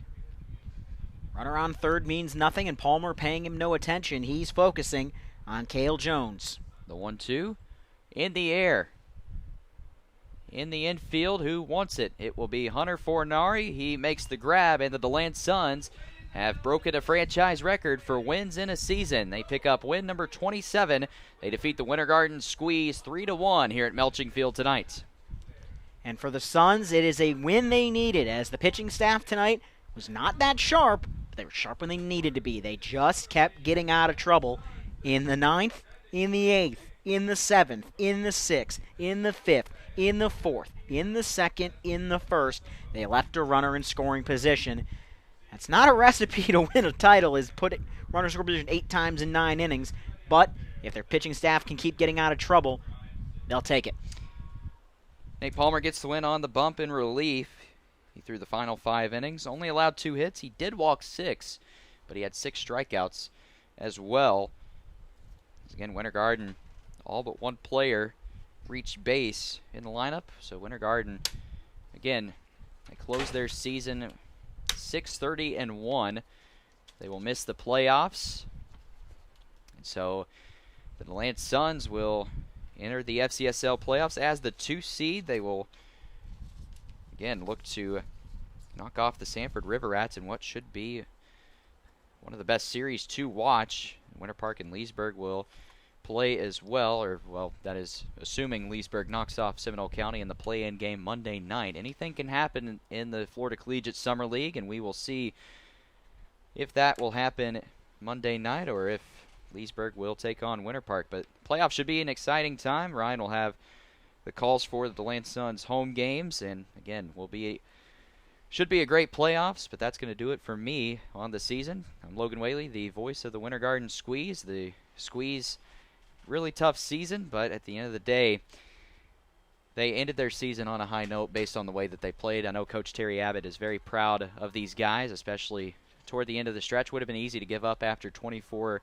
straight winless games, but they rallied back. They got a big win over Seminole County, huge win just last night over DeLand, but they fall short tonight. 3-1 is the final score. I want to thank everybody who is tuned in to watch Winter Garden Squeeze baseball games all summer long. I want to thank the listeners. I want to thank everybody on the Winter Garden Squeeze team, all of the interns who worked so tirelessly to make sure that every single home game ran smoothly. Jenna Van Hoos is an incredible general manager, one of the best in the league.